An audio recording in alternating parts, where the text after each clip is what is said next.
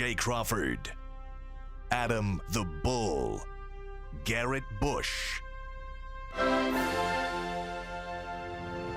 and so many big names, it would take me hours to say all of their names.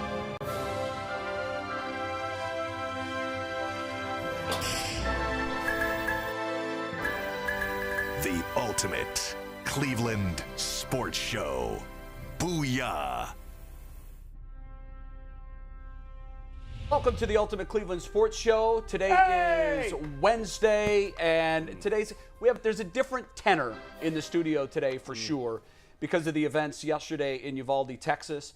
19 children were killed at an elementary school when a gunman came in the school and started shooting. Another 2 adults were killed.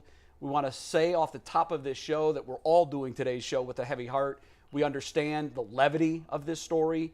Our hearts and our prayers are on their way to Uvalde, Texas.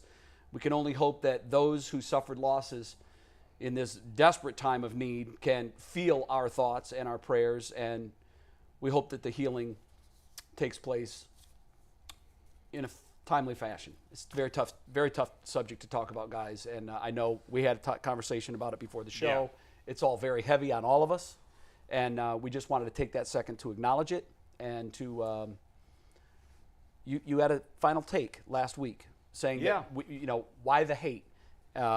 Why does our world have to be that way? We don't know. We wish it wasn't. I got a lot I got to say. I just feel like it was a better place to do it. Maybe on Twitter, maybe, I don't know. Yeah. But we talked about it last week. Nothing's changing, and it's really sad. It really is. Kids shouldn't die. However, we need to figure it out. Kids should not be in fear when they go to school either. And as someone who has a son who's in elementary age, yes, very scary. Very scary indeed. All right, we begin today's show with the HBO Real Sports episode last night dealing with Deshaun Watson and 2 of his accusers who actually have come out now and done interviews. Soledad O'Brien, I want to say it right off the top, did a marvelous job in balancing the story. It was not one-sided. It was not a hit piece. She fairly put forth the facts as both sides see them. Now, there's a huge chasm between the 2 sides' versions of these stories, but I think Soledad O'Brien did a tremendous job offering fairness to everybody involved, and we were able to hear some voices that we hadn't previously heard. I want to start by playing about 1.5 minutes of sound from that report. That'll be the jumping off point for our discussion today. Mikey?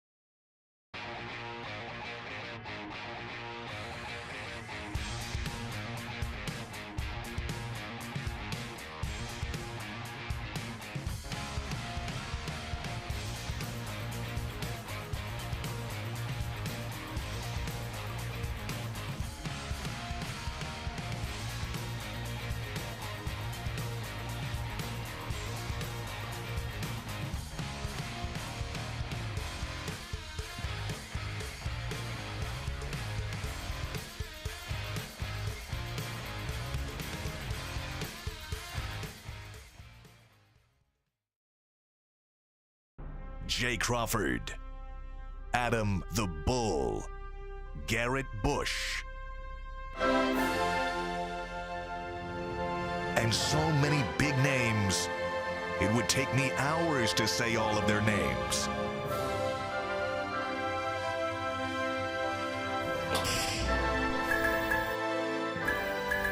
The ultimate Cleveland sports show. Booyah! We welcome you back into the Ultimate Cleveland Sports Show studio. Jay Crawford, Adam the Bull, G. Bush, and Tyvis Powell with you. We began the show before we had a little technical glitch talking about the HBO series Real Sports last night and their expose on Deshaun Watson. I mentioned that they had spoken to two of his accusers. Soledad O'Brien, the reporter on the story, I thought did a marvelous job journalistically balancing the facts from both sides. I thought she was very fair in her coverage. We threw it to a sound clip from last night's series when the technical glitch occurred. We'll pick up from there again, from the beginning now. About a minute 30, a minute 40 excerpt from last night's Real Sports episode in case you missed it. Watch.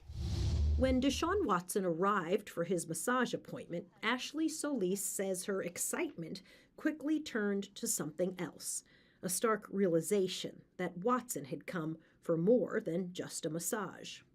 First, she says, Watson refused the towel she had provided to cover him, insisting on using what she describes as a tiny hand towel instead. Then, after the session began, she says Watson attempted to bare his naked body. He ends up exposing himself, and I hurried up and covered him with the towel, and he said, "Oh, you don't have to worry about the towel." And I said, "Yes, I do." So then what happened? He requested that I work on his abdomen. But the moment I went above his navel, he told me he didn't want me to work there. He wanted me to work lower. He just kept directing me to go lower and don't be scared. You can go in there, and I just started really freezing up at this point. Can you explain that? Like a wave just took over my body. I felt so hot. I was sweating. It was getting more and more clear that this is not what I signed up for. This is not what I thought the session was going to be. And soon, Solis says, Watson's actions left no doubt. As I'm working, he deliberately grabs himself and put his penis on my hand. And I pulled my hand away instantly, and I started crying. And I told him that I'm done. I don't want to do this anymore. Right, that's just a small part of the story. Was about 17 minutes, and that did not include an interview with a representative from Watson's legal team. That's how the story ended, because they previously had not made themselves available to Real Sports until the 11th hour, as Bryant Gumbel explained after the piece aired. Then they went to a clip that was produced shortly before the piece ran yesterday, in a live interview. So that was pretty much the only rebuttal that Deshaun Watson's team offered during the segment. We talked yesterday about being very careful not to make snap judgments because we're likely only going to hear one side of the story. We heard more of Deshaun's side than I thought we would because I knew that Harden said we are not available for this piece. I didn't think we'd get that. We did, which I was glad we did because it's all information that we use to sort of make up our minds. Right. Bull, we'll start with you. How, if at all, did the segment change the way you view this case? I guess ultimately, I don't think it did. I'm still confused. I still am torn on what the reality is, which I think makes sense because I wasn't there. Obviously, I thought the women came off pretty credible, but I thought Deshaun Watson came off credible when I saw him in his press conference a few weeks ago. I know everybody seems to think that Deshaun Watson's lawyer came off really well. To me, she seemed very practiced, coached. Almost coached is a good word. Almost overly prepared, like it was phony. It came off as phony to me, but I don't know. I mean, it's hard not to watch that first woman and not feel sympathy for her. Yeah. But ultimately, I don't know what happened. Is it possible she did exactly what he said? Yes. Is it possible she's making it up? Yes. Is it possible it's somewhere in between that she didn't want to do it and she went along with it anyway because it was Deshaun Watson and she felt some sort of internal pressure that she didn't make clear to him and then after felt bad, I think that's possible too. That's 3 different things. I don't know what the truth is. But nothing you saw swayed you to one side or the other. Tyvis, what about you? Well, honestly, a lot of the stuff that was said was kind of the stuff that I read about. But it's like the human nature. When you see somebody on video and you see the emotions and you see the tears, it's like, man, that dude, like, it makes it real. Yeah, it makes you like, oh, I really feel sorry for them. Like, it probably could have happened. But I think, unlike the bull here, I thought that the lawyer did a great job. Deshaun Watson's lawyer did a great job of clearing it up, stating the fact that no other lawyers wanted to touch these cases because nothing was there. She brought in a lot of information and I was like, yeah, that does make a little bit sense. I think that was a strong point. And it was just the second victim, it was the part that I was hearing the whole story, and then when she got to the part about she contacted him after all this happened, it kind of made me raise my eyebrow a little bit because it's kind of like, I can understand like, that. why would you, if somebody did harm, why would you even be in contact with them? So yeah, that was the second woman that was interviewed, and she explained that away. She communicated with him after the first episode, but she never saw him again. Right. She said she was just sort of stringing him along, knowing all along that there was never going to be a second session. You mentioned Leah Graham. She was the spokesperson she's actually on the legal team. She's one of Watson's attorneys. Mikey, if we can put her quote up, this was probably one of the strongest cases that she made. She said it's 22 women, it's one lawyer. There's only one lawyer who is willing to take these cases. And as we know from Ashley Solis's deposition, Mr. Busby was not the first, probably not the second or third lawyer she went to, but he was the only one to take her. Mm-hmm. Does that, G. Bush, change your impression at all that she had to shop this to multiple lawyers before she landed on Busby and that he's representing all 22 women? No, not really, because when you're talking about the criminal aspect of it, there's lots of times when you could do something and it may not be seen as criminal, right? So when you go get a lawyer is going to look at it from a criminality standpoint. Do I got a case? Can I get this guy prosecuted? And there's different levels and bars of what you need to prove in order to get that done. And some lawyers aren't going to take that. Some lawyers are risk averse to, hey, I got a conviction rating, I'm trying to get it up. They're taking slam dunks only. They're only taking layups, right? And so you might have to bring it to multiple different people in order for you to have your case heard. So I don't hold that against them. Now, when you're in a civil case, that's a little different. You ain't got to have all that type of evidence. You can. It's more like likely said, than not that a crime occurred. That's the bar. 51% more than likely than not did it happen. And so that is something that other lawyers will take and can take. Right. I think that shouldn't be used against the plaintiff. I don't think it discredits. I thought that statement moved a lot of people. I agree. It didn't move me at all. First of all, just because one lawyer turned down this first woman doesn't mean her case doesn't have merit. We don't know why that lawyer turned it down. No. Maybe that lawyer had a relationship with Does it change if it was Watson. 2 or 3? Because she said we know at least 1 and likely 2 right, but and 3. First of all, we don't know that. We don't know based that. Based on her comments, she didn't say it was definitely No, she was very vague, and I wondered why she was so vague. And maybe Deshaun Watson's got a lot of connections, or people know, who knows what the reason the lawyers turned this down. I think G made a good point, in terms, I don't think, just like we shouldn't judge Watson just because it's 22 cases, we also shouldn't judge the women just because they're all going to the same lawyer. Very fair point. Very fair point. So guys, here's my takeaway, and this was I was looking for things that I was really surprised by. I did have the luxury of getting an excerpt in text that HBO released to us yesterday, and I was able to read through that, and I have to say, when I read it, it was jarring. It was very jarring. It was part of the excerpt that we just played. Yeah. And I thought to myself, this plays horribly for Watson in print. If there is emotion attached to this from the alleged victim, it's going to be even worse. Mm-hmm. And as you saw, there was emotion. Yes. She was clearly emotional. And judges are moved by emotion. Juries are moved by emotion. My biggest takeaway from what I saw last night, the biggest surprise for me, was the soundbite from Jimmy Haslam saying that our Browns investigative team has done a thorough investigation on these alleged misdeeds. In fact, we investigated this particular issue with more veracity than we've investigated anything else during our time with the Cleveland Browns. And Tyvis, you know, when teams are doing draft research on prospective draft picks, they go down to the junior high coach level. Yes, they do. They go to third, fourth people removed acquaintances. Yep.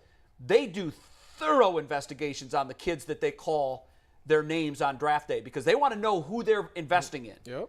The fact that he said they were more thorough with this than anything else they had done, and that was immediately followed by Soledad O'Brien asking one of the two alleged victims who she spoke with, did the Browns reach out to you? Have you talked to anyone with the Browns? No, they did not. Yeah. The next line from Soledad was, in fact, the Browns have talked to 0 of the 22 women. In that moment, I felt Jimmy Haslam, the Cleveland Browns, and Deshaun Watson have a much bigger problem on their hands than we first thought. Yeah. That, guys, is a terrible look. Well, I would say this, guys. Number one, first of all, Jimmy Haslam has looked like a fool in press conferences quite often in his 10 years in Cleveland. That comment, I remember we carried it live on the radio at the time when he had that press conference, and I was stunned by that comment at the time because I just didn't buy it. And obviously now, with all we know, and at the time when I didn't buy it, we didn't even know that the Browns hadn't interviewed any of the women. The excuse that the organization made that, we were told legally we pending litigation. Yeah. That's ridiculous. Even if that's true, then don't say it's the most thorough investigation. Yeah. Say we did the best we could without being able to talk to the women. If that's the case that you literally couldn't do it, I don't buy that. But in the end, Jay, even though, yes, I think Jimmy Haslam once again comes off like an awful fool, I ultimately don't think this puts any further pressure on the Browns to get things settled, because even though everybody's up in arms about it today, as we all know, it goes on to the next headline. What do you think they're saying right now in the NFL offices on Park Avenue in New York City? Well, I want to just touch down when you said they didn't talk to the women, the 22 accusers, and so that can't be thorough. Well, sometimes the best way to look at somebody is not by directly looking at them. You watch them from afar. There's been countless. They probably have all the information from the 2 grand juries. They probably have all the information. I don't know that they do, by the way. I don't know that stuff is not. But if you're going to call it the most thorough investigation, you have to talk to the women, or don't call it that. Well, that's not. Here's the thing. If you asking me, like if you do a documentary and you're doing a documentary about someone, I'm not sitting in the chair talking.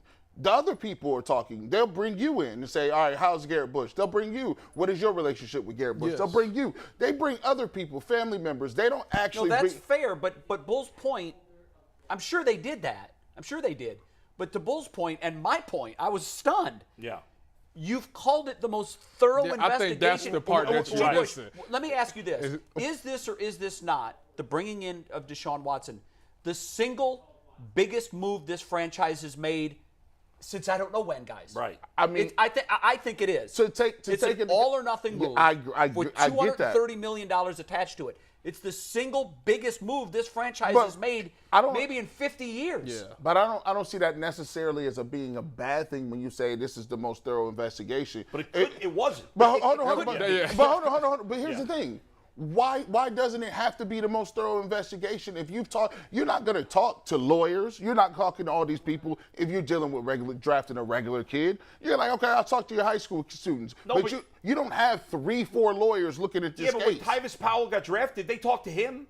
And if he had a previous criminal background, they would have talked. They did talk to me. Yes, they did talk to you. Yes, you want to talk to people around. I agree. But if you're going to call it the most thorough investigation, that's the point. You have to talk to some of the women. What are you going to get from talking to them that you won't get from talking to the defense story? You'll hear their stories. You'll hear their stories, and if you're going into this and if you're going into the investigation saying, I want Deshaun Watson to be innocent, well, then you're not going to do the most thorough investigation. No, I think I think, G, is that when you talk to somebody as a person, when you sit down and you talk to somebody and you hear them talk, you can feel it. You can feel their emotions, or you can feel this BS. If you don't talk to them, like, you don't know. Like, you don't truly know. Like, we are a people of feelings. Right. Like, when you tell me a story, when you tell it to me, I'm going to feel some type of way just from hearing your story. And then you can't say that you fully did your investigation if you didn't sit down and get no type of feeling, no emotions, Bull, or anything from them. That's so true, Tyvis. And Bull, your point of if you're going into an investigation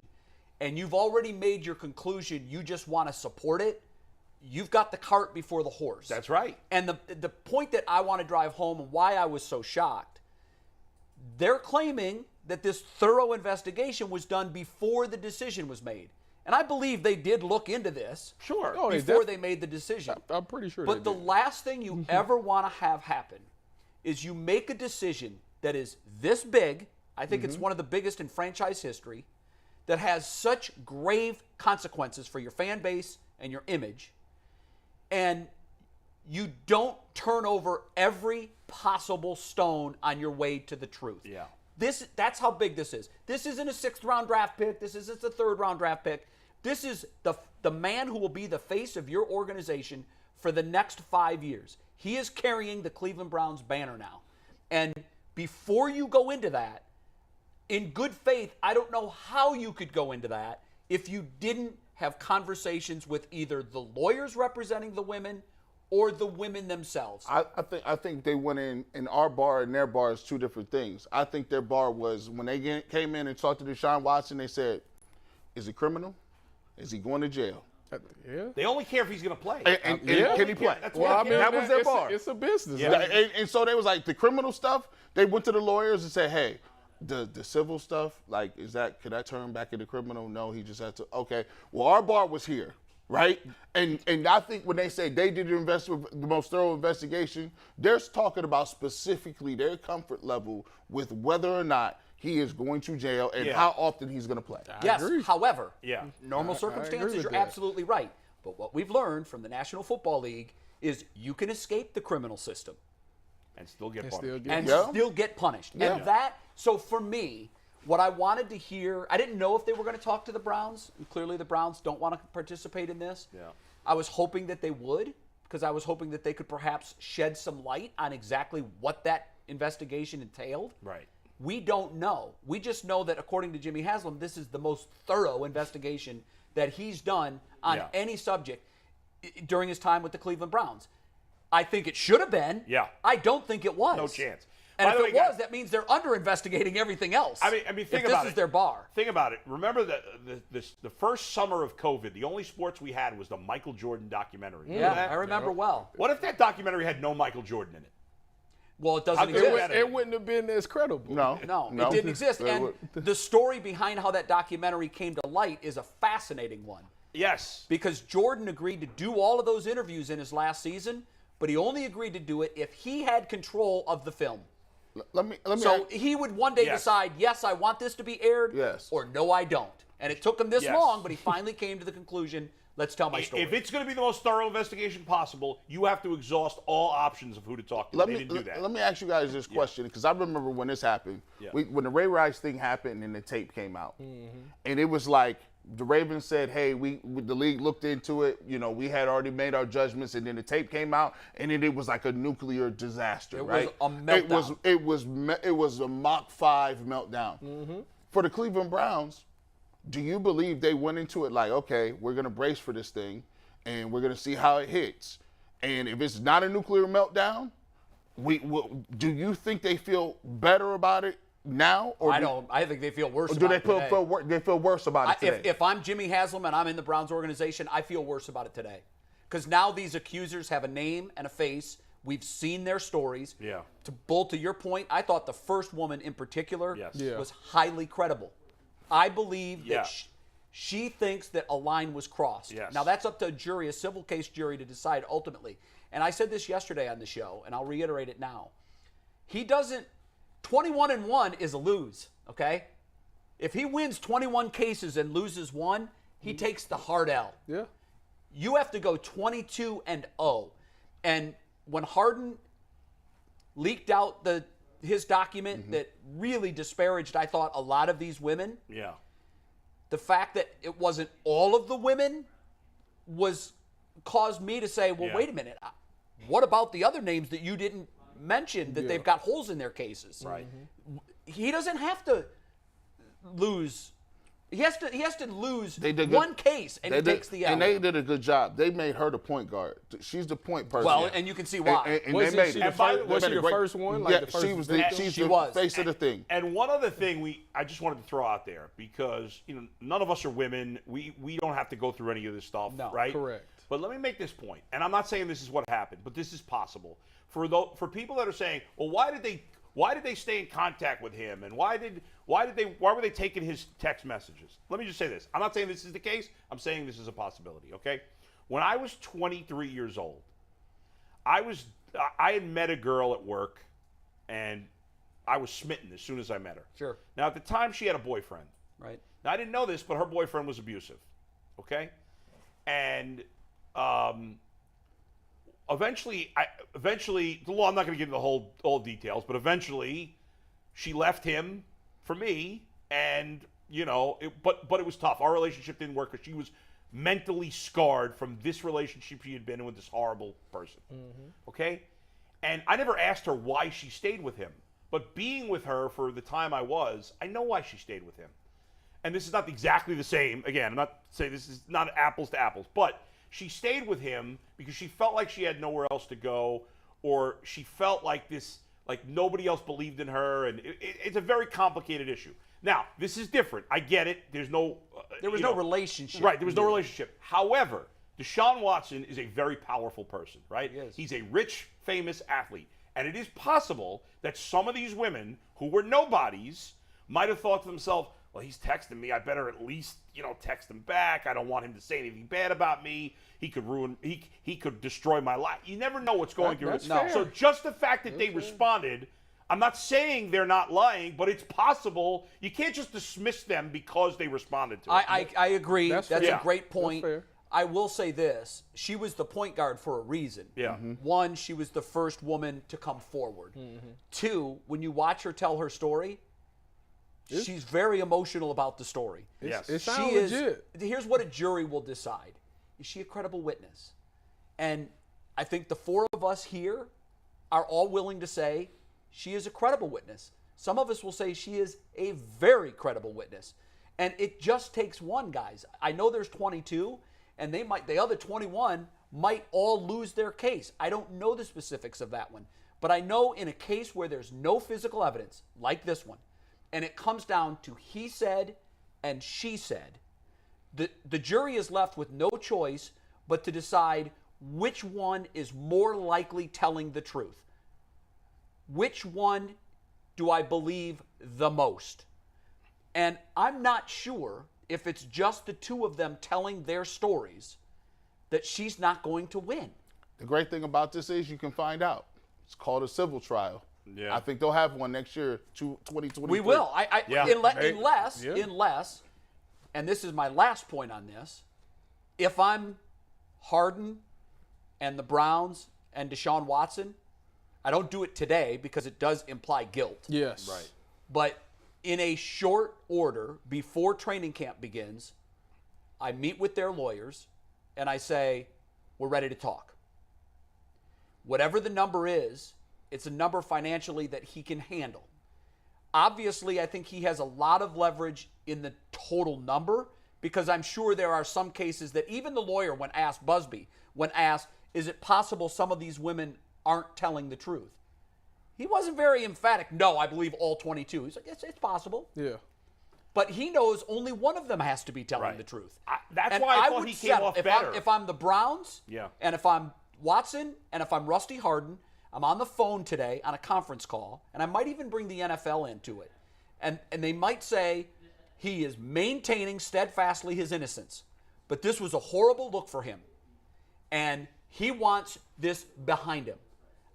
If I'm advising them, and I'm not a lawyer, I'm just saying I think public he's too far. optics. I think he's too far down the street. He might be. He's too far down the street. That he's going to play under this for a long time. The thing about it is, if he does settle for the rest of his life, you ever bring up Deshaun Watson, he has to deal with that. And if he I truly is agree. innocent like he says he is, There's- I would fight it to the grave because I would not want to hear Tyvis Powell and you know then what? sexual I assault said the right same after thing that. yesterday. Yeah. And it's easy for us to say, and I believe that his principles will probably override a settlement from happening. Because I know this. When I'm accused of something that I did not do, there is no way I'm going to wear that suit. Yeah. Never. Right. Exactly. Well, let And me I ask you will guys fight this. to the death for my name, Right. even if it means I'm suspended for a year Yep. and I Yeah. miss whatever. And by the way, this is a unique point, but here's the thing. In this country, we know some of the most powerful people. We're not going to say any names.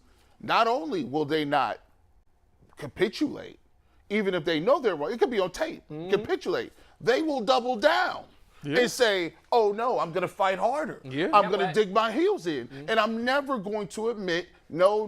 That's a fact. And that changes so many people because when you're that steadfast with something, it's galvanizing. Like, Do it you makes guys think people, that Busby and the accusers spoke? This is I'm cynical. Yeah. I believe they spoke trying to apply pressure on Watson to get him to settle. Yeah. I believe that's why they spoke. Probably. Yeah. Because it's unusual that they would do Yeah. this. With pending litigation, you don't want to have to tell a story multiple times.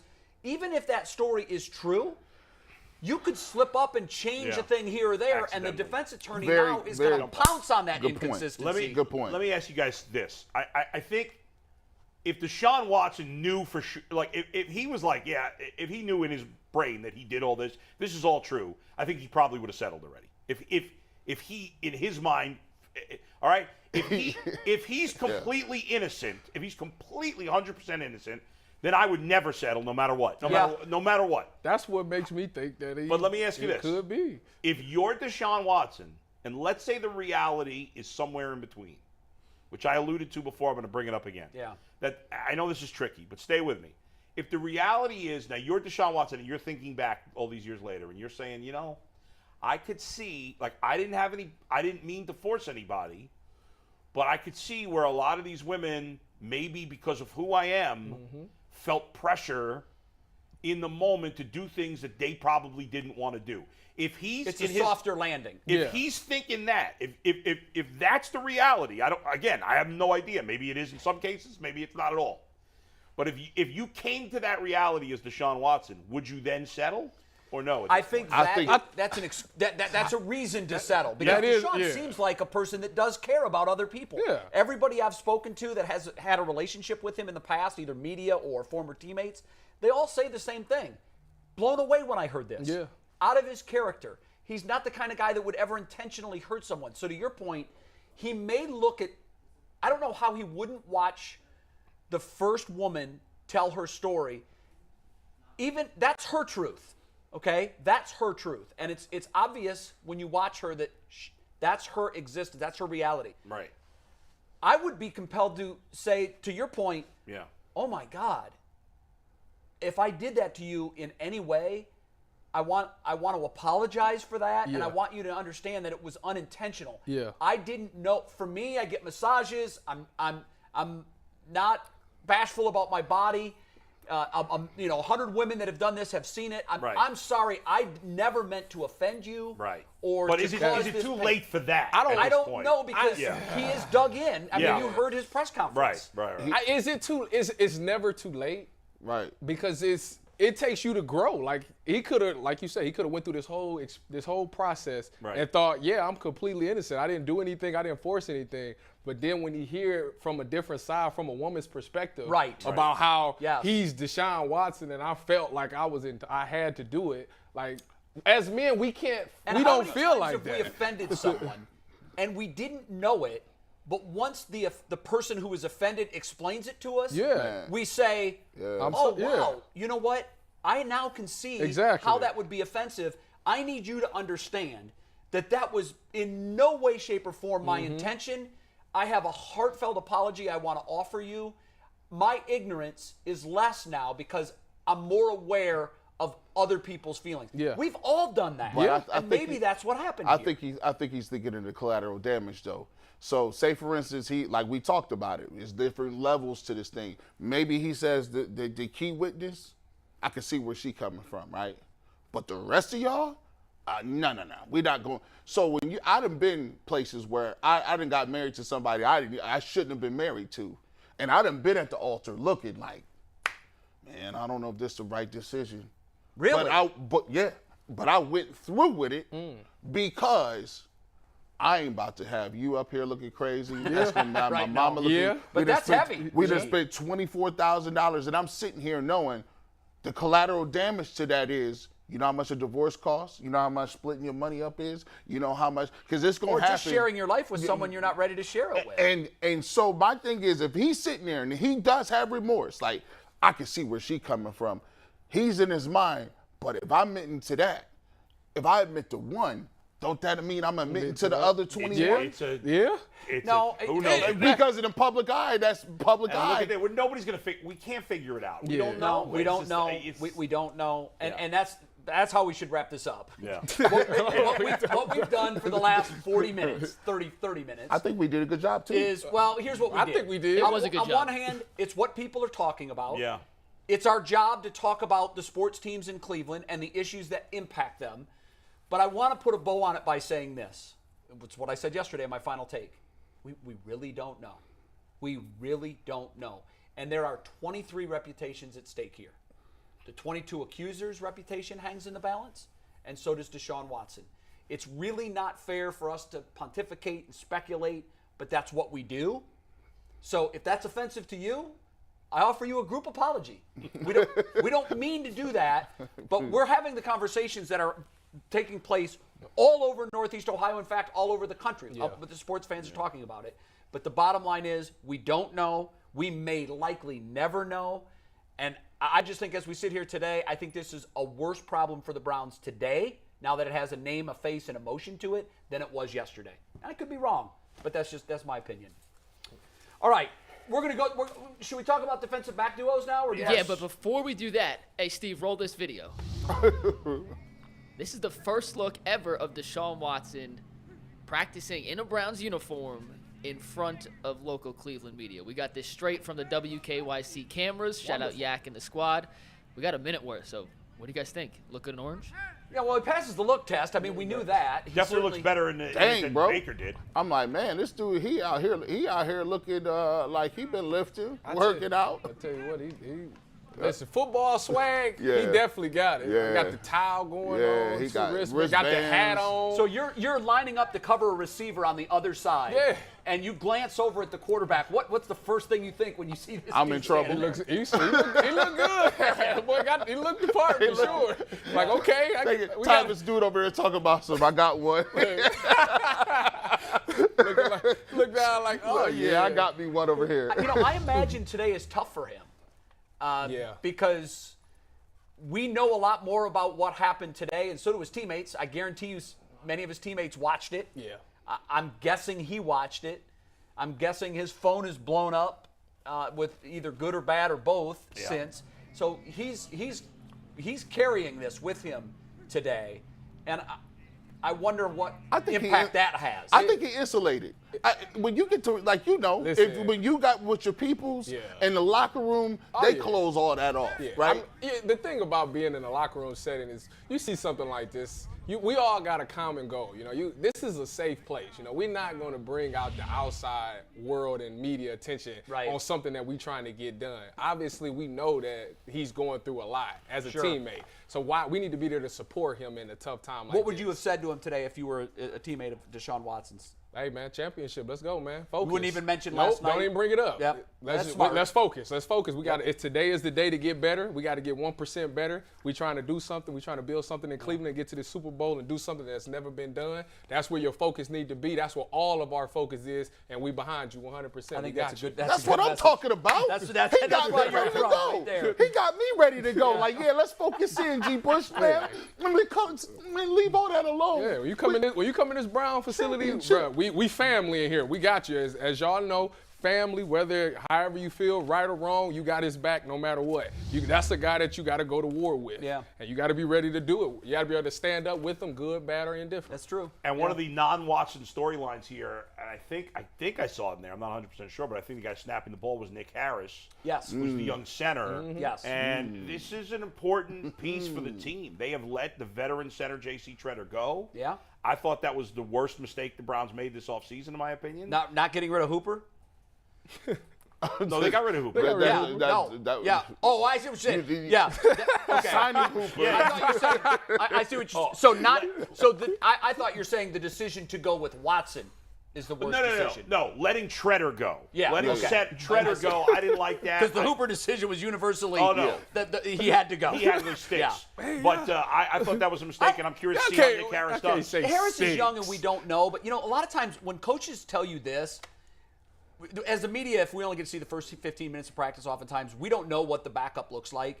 But oftentimes when there's an injury and then you've got to go to your second guy, you'll often hear the coaches say, listen, you guys don't see him in practice every day. We do. Yes. We see every snap this kid's taken. And I'm telling you, we're not going to miss a beat. This kid's ready. Yeah. I think they I don't care how firmly ready believe. he is, though. No, he's not going to be J.C. A veteran Tretter. center matters. It does. Especially with a new quarterback to the team. And he's not going to be Tretter. Yeah. Well, the good thing is they can learn together. Yeah, they'll build their chemistry up during OTAs, preseason. I'm sure they'll take some snaps, and it's good that they both in there together so they can learn it and see it together. Good point. It is such a vital position, though, man. Yeah, it is. I mean, you're the quarterback of that line. Yeah. And Good thing he sat behind JC, so he knows some stuff. So and I would think that before the coaches made the decision to save the money and release Tretter, that they had a lot of conversations about this. Sure. Is he ready to go now? And I think in that case, you got to have all yeses in the room. Yeah. If you've got one guy raising his hand saying, no, he's not, then I don't know that you do this. Yeah. But they had to save money. Right. The Hooper thing was a no-brainer. They had to move on from him. Yeah. But they saved money, and hopefully there is going to be a drop-off at that position. Hopefully it's not great. One thing I love this offseason was the extension they signed Denzel Ward to. Yeah, I know you were worried about it because of his injury. Yes. But Denzel Ward, to me, again, he's been injury-prone. He's missed some time. That's the one concern. Listen, I love that they re-signed him. Yeah. I didn't love that Paid they him made a him the lot. highest paid. That already got Whoa, beat. why That not? already got beat. I know it did, and it's going to continue to get beat as we go on. I love Denzel. Wait a minute. I love You don't Denzel think he Ward. was worth it? Here's my fear, and this the number one thing I talked about that day.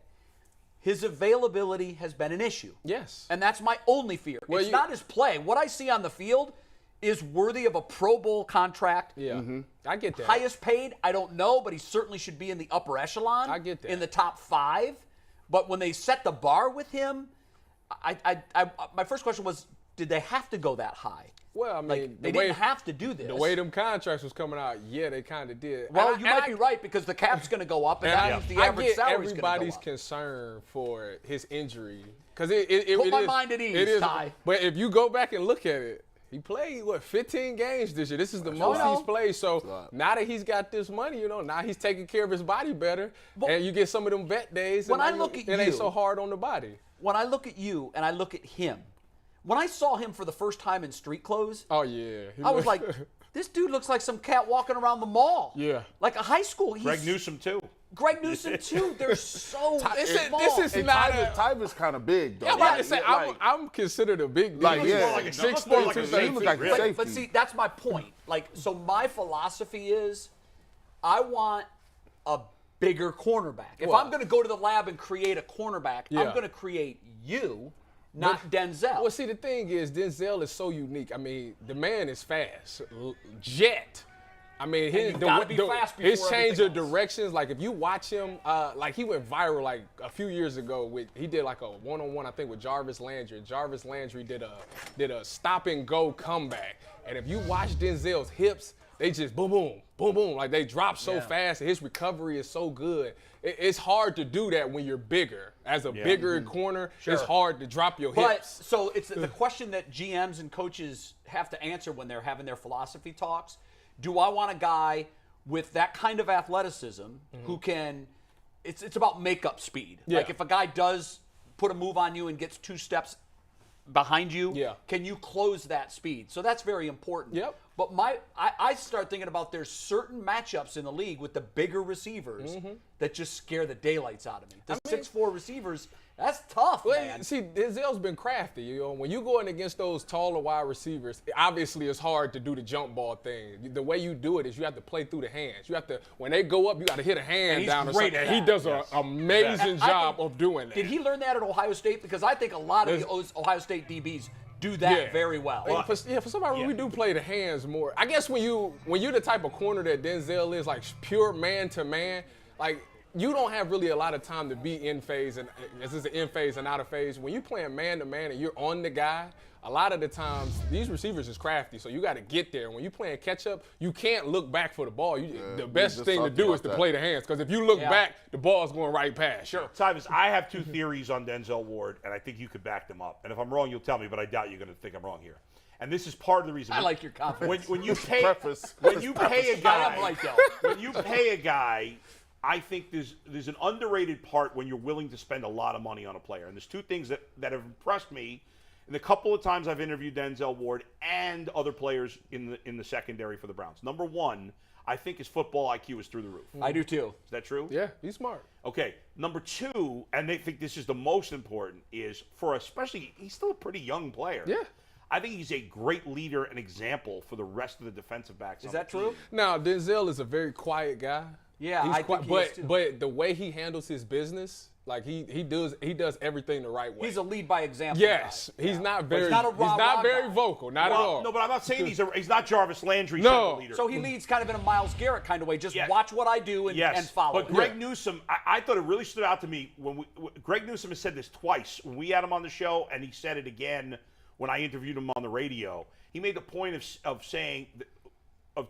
explaining how Denzel Ward explained to him about how to get better as a corner in terms of focusing on one thing today. Yes. And I thought that was such great advice that to get from such a young player in Denzel Ward, that really stood out to me that, you don't have to be a rah-rah guy to be a good leader. Is that a building block at OSU? Is that something that they teach one thing each day? Yeah, well, that's Kerry Combs, the DB coach, when at that time. That's one of the things that he focused on the most was definitely you pick one thing every day. You know, today I'm going to just watch his hips, and whatever he do, I'm going to do.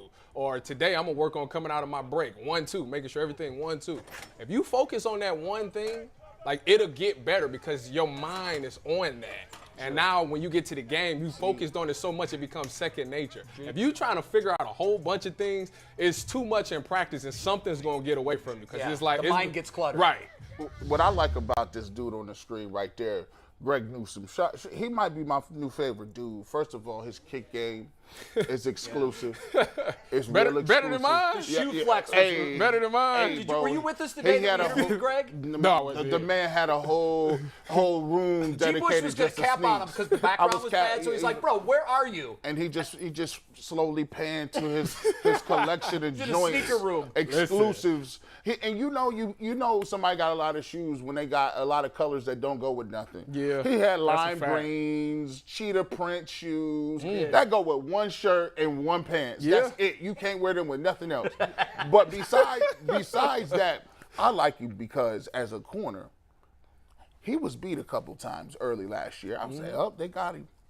But the fact that he's always there, he always got a hand, he always is in the mix. So even if he get beat, I'm like, they'll work on you with that. Yeah. You'll get your eyes in the right place. They'll have him read his keys. But just being around the football with DBs, you can't coach that. Yeah. Some dudes get picks. I was around a guy, Mike Doss. I played with him in high school. Go Bucks. Mike Doss I said, he's the luckiest dude in the world. He just gets picks. He gets picks against everybody. If it's Miami in the national championship or the JV lacrosse team, he's picking something off because he's just around the ball. That's a skill for DBs. Yeah. In terms of the best DB tandems, I think maybe the reason Newsome and Denzel are not number one is because they've both been injury prone. Where are they to you, Tyvus? Can we put that list back on the screen, Mikey? So They came in number 5, by the way, on they were Pro number Football Focus. On Pro Football Focus, they ranked the cornerback duos. I mean, when you look at this, when you look at that duos right there, I mean, obviously my first attention goes to Peters and Humphrey because of Peters' production and Humphrey's production. I mean, they both have the ability to just get turnovers and takeaways with picks, whether it's punching the ball out. But when you talk about just pure coverage, Ward and Newsome has to be one of the, if not the best on this list. Really? I mean, to me, I was surprised there was no Jalen Ramsey. Because Jalen Ramsey and it's his partner. Yeah, Talk to him. It's the partner. We talked about this before. Listen, don't get mad, Jalen. You put this on me. I know y'all in the fraternity. The DBs ain't supposed to talk about each other. Put this on me. I said I didn't know. I didn't understand why you was getting that money like this, and I had to go to the expert. Really? I had to go to the expert and say, listen, I mean, Jalen Ramsey's behind in a lot of these. If I can take my pick of anybody, I'm starting with Ramsey. And that's where a lot of the public is. You're not there? I'm not there right now. flashy. Not right Listen, now. he takes chances. No, I get that. And I'm okay with that. It's like the home run hitter he's gonna strike out. You know that. But the thing is, it's okay. Like I was explaining to G. Bush, it's like Super Bowl, one of the most important games. Jamar Chase was really all over the field. Jamar Chase. So you would say, okay, that's Jamar Chase. Yes. He's a special talent. I get that. And that's with Correct. Burrow having no time to All throw. right. So all right, give me another example. Yeah. Tampa Bay, when they played the Rams in Tampa Bay in the playoffs. Yeah. To tie the game, who did Tom Brady choose to attack for a touchdown? Yeah, no, you're right. Jalen Ramsey. You're right. And I think everybody was shocked. So let me give you a third example. All right. Week 17, meaningful game because it dictates where you're going to be in the playoffs. Right. San Francisco goes against the Rams. The last drive, guess who they attacked almost every play on that drive to score the game-winning touchdown? Yeah. Jalen Ramsey. So it's like, okay, you the best, but in critical moments, why is everybody going towards you? So you're saying he's not the best? Now, in my personal opinion, Because look, you can no. give examples for everybody. Denzel Ward had a couple of games last year where I was like, is he still sleeping? Yeah. I mean, there were a few games but where Denzel Denzel doesn't get the hype that. No, I know he doesn't, but I'm saying my point there is all the great ones. Yes. Maybe say Deion Sanders. I can never remember Deion getting torched for an entire game. My point is Jalen. You could point to plays where Jalen was out of position.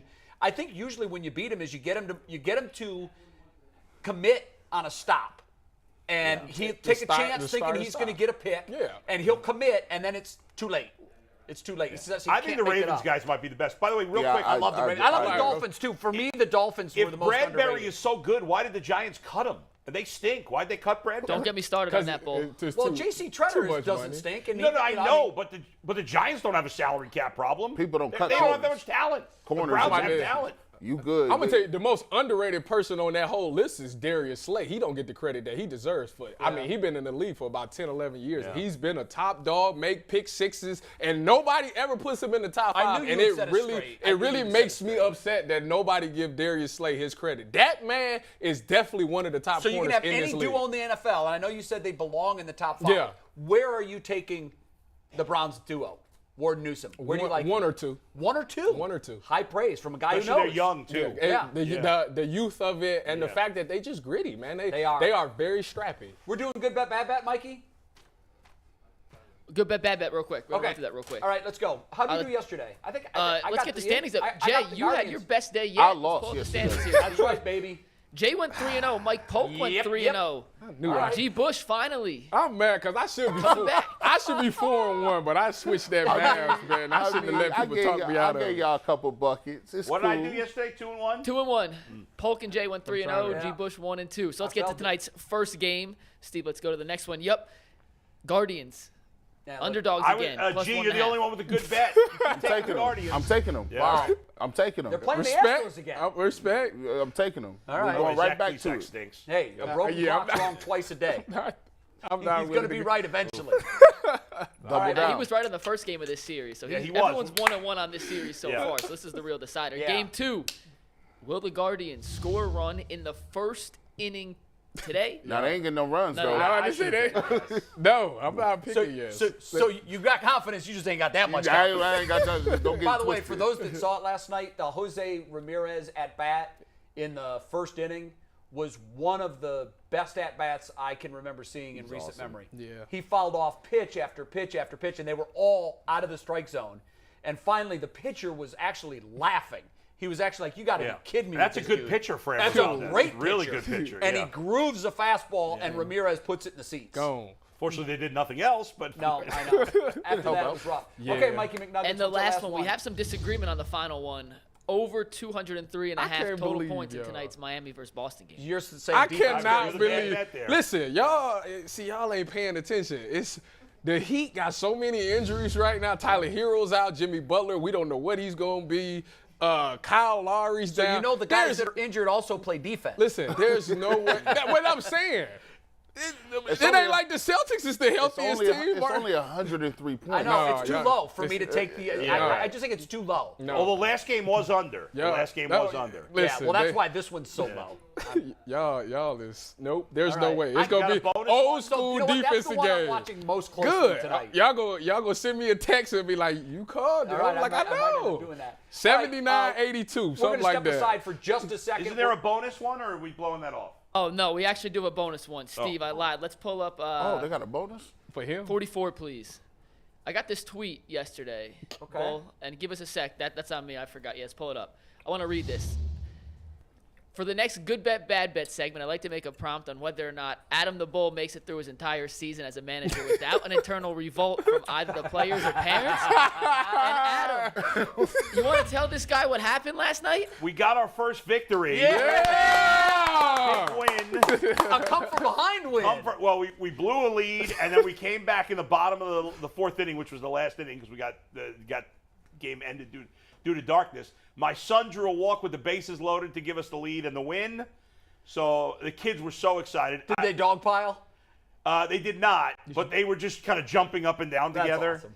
And I didn't want to dogpile. I didn't want anybody getting hurt. But You're that coach? The kids were so excited. I don't think any of the kids are revolting. As far as I know, they all love me. I'm a good coach, and I'm nice to them. Have you and had a I'm not parent too issue tough. yet? No parent issues at all. Because I thought when you pulled that 2-a-day practice thing that one of the parents I'm was taking all the kids. what are we here? I'm Major taking the leagues? kids to the batting cage this weekend. We're going batting cage. That's And a good coach. That's a great coach. I did have to yell at one of the kids. His brother, who's in high school, brought like all his friends, and they were a little out of control. So I had to yell at them because they're yelling at the kids, "Choke up, do this," and he was getting all freaked out. I'm like, "You guys all shut up." Nice. But Runs no, a there will tight be ship. no Control revolt, the and we're on a audience. roll. We're going to win again tomorrow. 1-3 now? 1-4. That's okay. Started 0-4, but You got to Making a win big a streak. comeback. Listen, they making the right push right right. before the Yeah. playoffs, so they got a go into lefty. playoffs with some momentum. got my lefty on the mound tomorrow. We're good to go. Good, very nice. Congratulations on the Thank win. you, thank I you. told him yesterday, text me when the game's over, and Yeah. I hit you up last night. I'm like, did we get that You done? did, you did. He was like, Hey, yeah, we did. do we want to take a break? We actually have Coach Day right now. go. you No know what? break. No commercial. We don't We're need gonna a run- break. We're running right through the stop sign. Let's do it. We have Coach Day is on right now. he's important things adjusting there. his screen. All right, No, let's- you know what? We're going to go to break. We're going to set his shot. We'll come Okay. back. All right, Sounds we're good. cut with Coach Day quick will break. see you in 2 minutes. It maybe Be will right even back. be a minute, right? A minute. As Okay. soon as he's ready, we're good. Quick break. Ryan Day at the other end. See ya. Yeah, man. Coach Day, we need some gear down here. We need some Buckeyes. Hey, it's Adam the Bull for the Ultimate Cleveland Sports Show, and I'll tell you what I think of when I think of Cleveland sports. It's that everybody loves it. I've been to other parts of the country, and there's people that love sports and people that don't care. But in Cleveland, everybody cares even a little bit from every walk of life, and that's what makes this city special.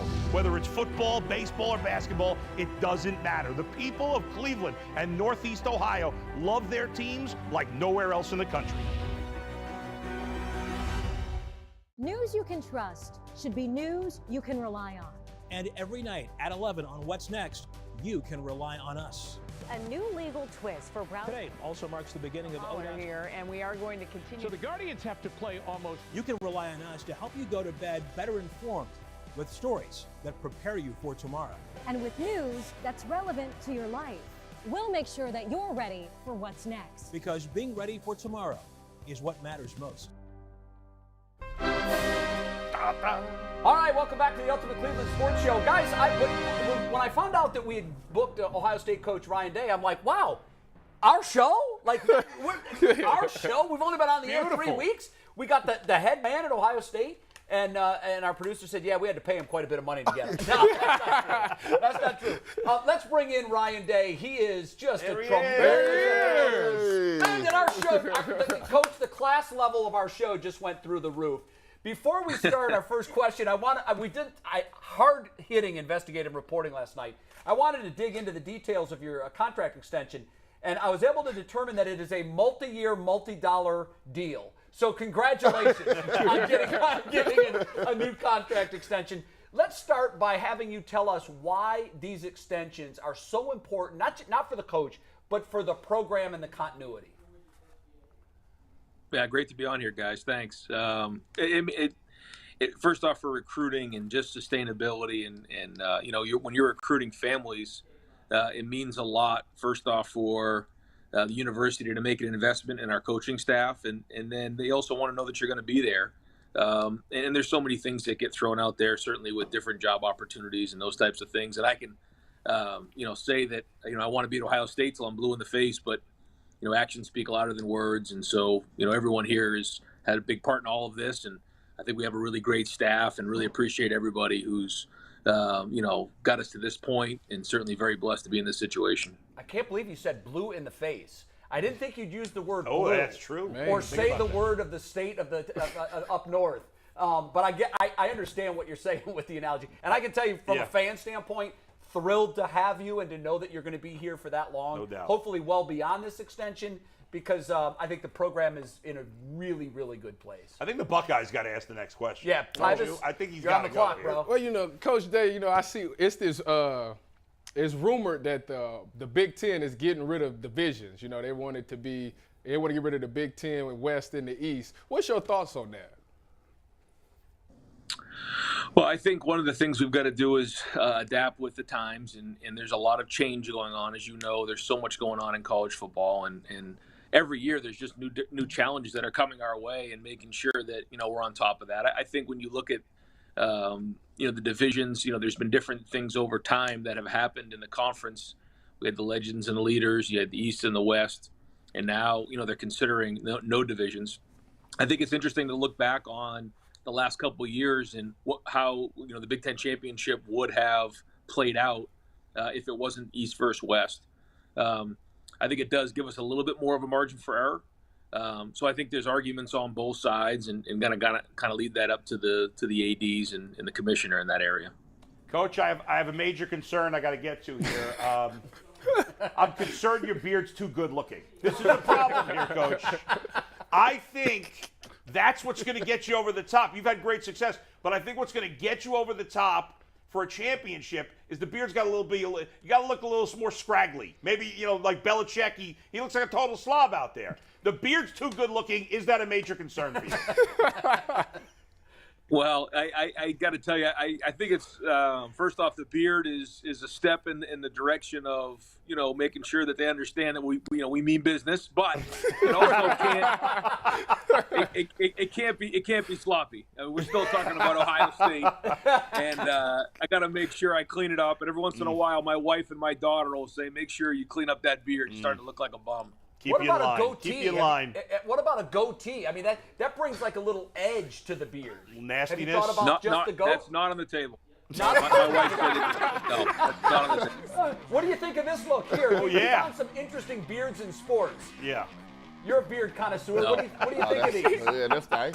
I think I'm going to have to win a national championship before I can start getting into these guys' world. Oh, please don't go James Harden. Oh, that'd be terrible. Now, that's a bull kind of beard. He loves that beard. You can't even see his mouth. Yeah. I'll have a little bit more margin for error if we win the whole thing. I can promise you that. But right now, I'm going to keep it nice and clean and just focus on getting better. There you go. Coach, I will tell you this, man. I'm willing to make you a wager. I've been, I'm not going to say Michigan or blue or anything, but we got to have a little wager here. I was going around, and I've been at Target. I've been at Walmart, and they don't have some of the gear that you guys have. They don't got none of these nice coats and gear. You're getting second tier. Yeah, I'm getting it. We don't get none of the top tier gear. Tyvus was saying that he's in a need for some Ohio State gear. He wears a 3X now. he wear 3X. Tell him, let him know time is down. Yeah. 3X, send about 3 sweaters, 3 hoodies, a couple T-shirts. Ty is a big fella trying now. to put on some weight. I'm trying to fill into it, Coach. You got to fill into it. I think we got to get Tyvus a name, image, and likeness account here. So we're going to get him some gear and a little bit of money. All just aside, I want to ask this question here. How did you guys go? When I grew up, they had John Cooper, right? We had Eddie George. We had guys, we was going to line up. Joey Galloway. We going to pound the football. You may get 3 or 4 passes if you're lucky. How did you guys turn into the air raid Ohio State Buckeyes? Now, no disrespect to Travion Henderson because he can run the ball, but I mean the receivers you guys got. I mean Smith and Jigba, Olave, Garrett. Heck, we still taking credit for Jamison Williams down in Alabama. How did you guys really just turn into that power in throwing the ball all over the park? Well, I think if you're going to win the whole thing, you have to be able to throw the ball at a high level, and you have to be able to run the ball at a high level. I mean, you have to be physical on short yardage. You have to be able to run the ball in the red zone. I mean, you have to establish a run and have balance. But you also have to be able to win the game in a 2-minute drill and have to be able to throw the ball at a high level. And when you look at, the national championships over the last decade, that's been the case. So it's something that we put a huge emphasis on. I think it started with Dwayne Haskins and the way that, in 2018 we threw the ball. It created a lot of excitement. It attracted some of the best quarterbacks and wide receivers in the country. And they just saw what we were doing, and they saw the way we threw the ball. And I think, now being the head coach and still being involved in it allows me the opportunity to have a great feel in game for what's going on. But it really comes down to the players and what they've done. But they've grabbed onto it. I think what Brian Hartline's done, Kevin Wilson, our staff has had a huge part in all of this. And so we just want to keep it going, keep it building. And I think, you combine that with what's going on defense right now with the new staff, we're excited going into this first game. Coach, you mentioned Dwayne Haskins there, so I just got to ask you, obviously it's heartbreaking that a young man has lost his life, but, I don't know him personally. You obviously had this relationship with him, very close, I'm assuming. What can you say about what's happened here? It's just very sad. Yeah, I mean, all I can say is it's all very confusing. It's very sad. I have a hard time wrapping my mind around all of it. Dwayne was nothing but unbelievable when he was here, and to know that he's not here anymore and how everything shook out is just very, very confusing to me. And I think about it a lot. And he left a legacy behind in a short period of time, and he won't be forgotten. No, I know the whole program grieves, and we do too. From a distance, he seemed like an incredible young man, just as good a person as he was a football player. And I know it's been a very difficult time for you and your entire program there as you work through this. Coach, you brought up the NIL a little while ago, and I don't know. I mean, we've seen some changes here in the last decade in college football, just the way we have the playoffs and everything else. But have you seen any one rule change impact the entirety of college football more than this NIL?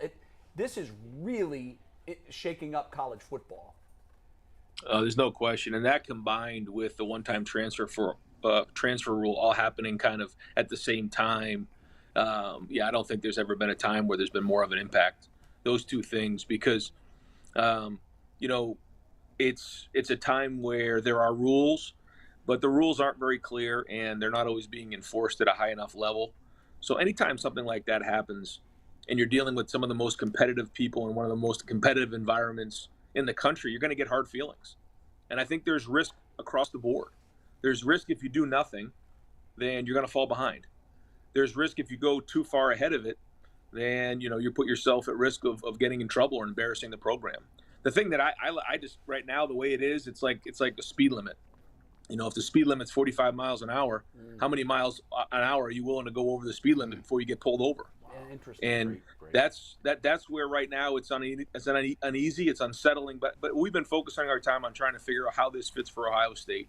And we've always done things the right way. We're going to do things the right way, but we also need to make sure we don't fall behind and stay ahead of the game. Right. Coach, I ain't gonna call them traitors, but you got some former Buckeyes that you're going against in that first week. You know, with you got James, you got Marcus, and then you got, I think Al Washington went over there. What are we expected to see out of this Buckeyes? I mean, I know Coach Mick, after that Team Up North game and all that, I know this offseason had to be tough because I know Coach Mick personally, and I've been through it. So, what can we expect to see this game one against Notre Dame? Night game in the shoe. Well, we start off right out of the gate with a huge game, and they have a great program, and they're great coaches. That's why they're there. But we're talking about competitive stamina this year as being the focus. Is that, as you know, Tyler's like, we're not allowed to lose a game here. We just can't. And you win 11 games, you 11-2, win the Rose Bowl, and that's a down year, and that's just part of the expectations here. So we have to start right from the first game. In the NFL, you can lose 4, 5, 6, make the playoffs. We can't do that at Ohio State. So we got to start right from the first game, bring it every week, not have a letdown, stay healthy, and then play our best football at the end of the season. We're talking with Coach Ryan Day, of course. Coach, I'm curious, we've talked about some former quarterbacks. Justin Fields, it's been a struggle so far for him in Chicago. I don't think they've really helped him much. There's not been much around him. But what is your relationship like with him right now? And are you confident that he's going to be able to bounce back there in Chicago? I shouldn't even say bounce back because he hasn't really been given much of a chance to succeed at this point. But how do you think he's going to fare long-term in Chicago? Well, it's really about how they want to develop him. When you're taking somebody who's only played 3 years in college football and really only played a year and a half because he played the 19 season, didn't really play much in the 18 season. And then in the 2020 season was cut short because of COVID. And then he steps into an NFL environment. That's much different than somebody who's been playing somewhere for 5 years and has, 3, 4 seasons under their belt going into the NFL. So I just think the focus has to be on his development and what they put around him and playing really good defense, running the football, and start to build him over time. They've invested money in him and a draft pick in him. And he's very, very competitively tough, very intelligent. I mean, all the reasons why you'd want to invest in someone, that's Justin Fields. But, it isn't just going to happen overnight. And I hope they understood that going into it because this is somebody who didn't play a ton going in, but certainly has a tremendous ceiling. So his development over these first 2 or 3 years is going to be critically important to how long he lasts in the league. But I can tell you this, there's not a more talented, competitively tough guy that I've ever been around. Coach, I feel like you seem like someone who's emotionally invested in your players. And is it hard when a player, I know you haven't been a head coach that long, but when a player goes to the league, obviously so many Ohio State players go to the NFL, so many have success. But when a player goes and maybe doesn't have the success that he thought he would have, does that hurt you personally? Like, not just in terms of feeling bad for that guy. Yeah, because we want everyone to do great. We're pulling for them, and we become fans and try to follow their career. And so, that's a big part of what we do is develop guys to go into the NFL and certainly have a great track record of that. But we want guys to do well, and that's a very, very difficult league to do well in. But our guys have done better than most, and so we're proud of that. But we kind of become fans, and after a game, Sunday we come in and do our work, and at 1:00 and before all of our meetings, that in the locker room, all those games are on, and we try to make sure the Buckeyes are on. And everybody's cheering for them. So that's how we follow them. Coach, we do an absurd thing on this program. It's absurd hypotheticals. And I was thinking last night, what's an absurd hypothetical I could throw at Coach Day? And this is the most absurd thing I could come up with. So we're going to have, I know, this is nuts now. This is nuts. You're going to have to use your imagination. I want normally there's a 4x1 in track and field, but for this particular scenario, it's a 2x1. So there's 2 runners, and each is going to run a 100-yard leg. And here are the teams, okay? Jimbo Fisher and Nick Saban are one team, and you and Jim Harbaugh are the other team. Oh, wow. Who wins that 2x1 and why?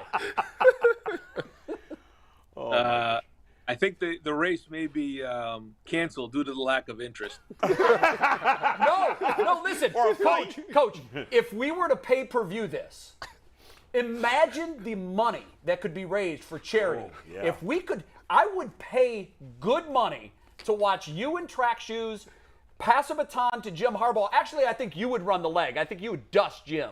So Jim would run the first leg. He would pass the baton to you. Nick's going to run the first leg for Team Saban and Fisher, and then Jimbo's going to bring it home. I don't know that there's a sum of money I wouldn't part with right now to watch that happen. The interest would be off the charts, Coach. He's not into it. Well, I think it may be better if, Coach Harbaugh teamed up with either Coach Saban or Coach Fisher, and I same thing. Maybe that. So you don't want to be Harbaugh's team? Yeah, that's right. Can't be Harbaugh's teammate. Might be a little bit smoother. Okay, so let's go with that. That's a good idea because I don't know that I could root for Jim Harbaugh in that scenario, and I would have to. So that's a great point you bring up. Yeah. So the team then is Harbaugh and Fisher against you and Saban. Who's crossing the tape first? We would. Yeah. I like it. There we go. I like the confidence. Hey, Coach, how hard is it?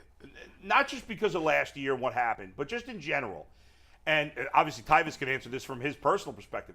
But how hard is it, if at all, to maybe it's easier this year because you're playing a really good team in Notre Dame week 1, as you mentioned.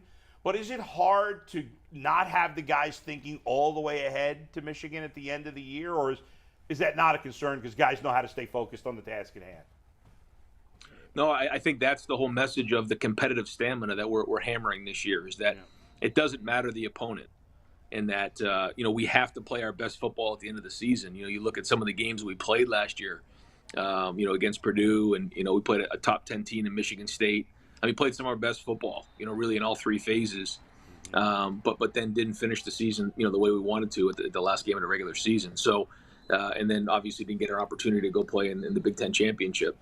So, when you're playing a 9-conference schedule in the Big Ten and you're playing Notre Dame as a non-conference opponent, that's 10 games that you have got to bring it. And if you stub your toe at all and have a bad day, then that could ruin your whole season. So, we understand, obviously, what that game means at the end of the season. We got to stay focused on every single game, really bring it every week with competitive stamina. But then, we also know, what we have this year. And certainly losing that game last year was very, very difficult for everybody around here.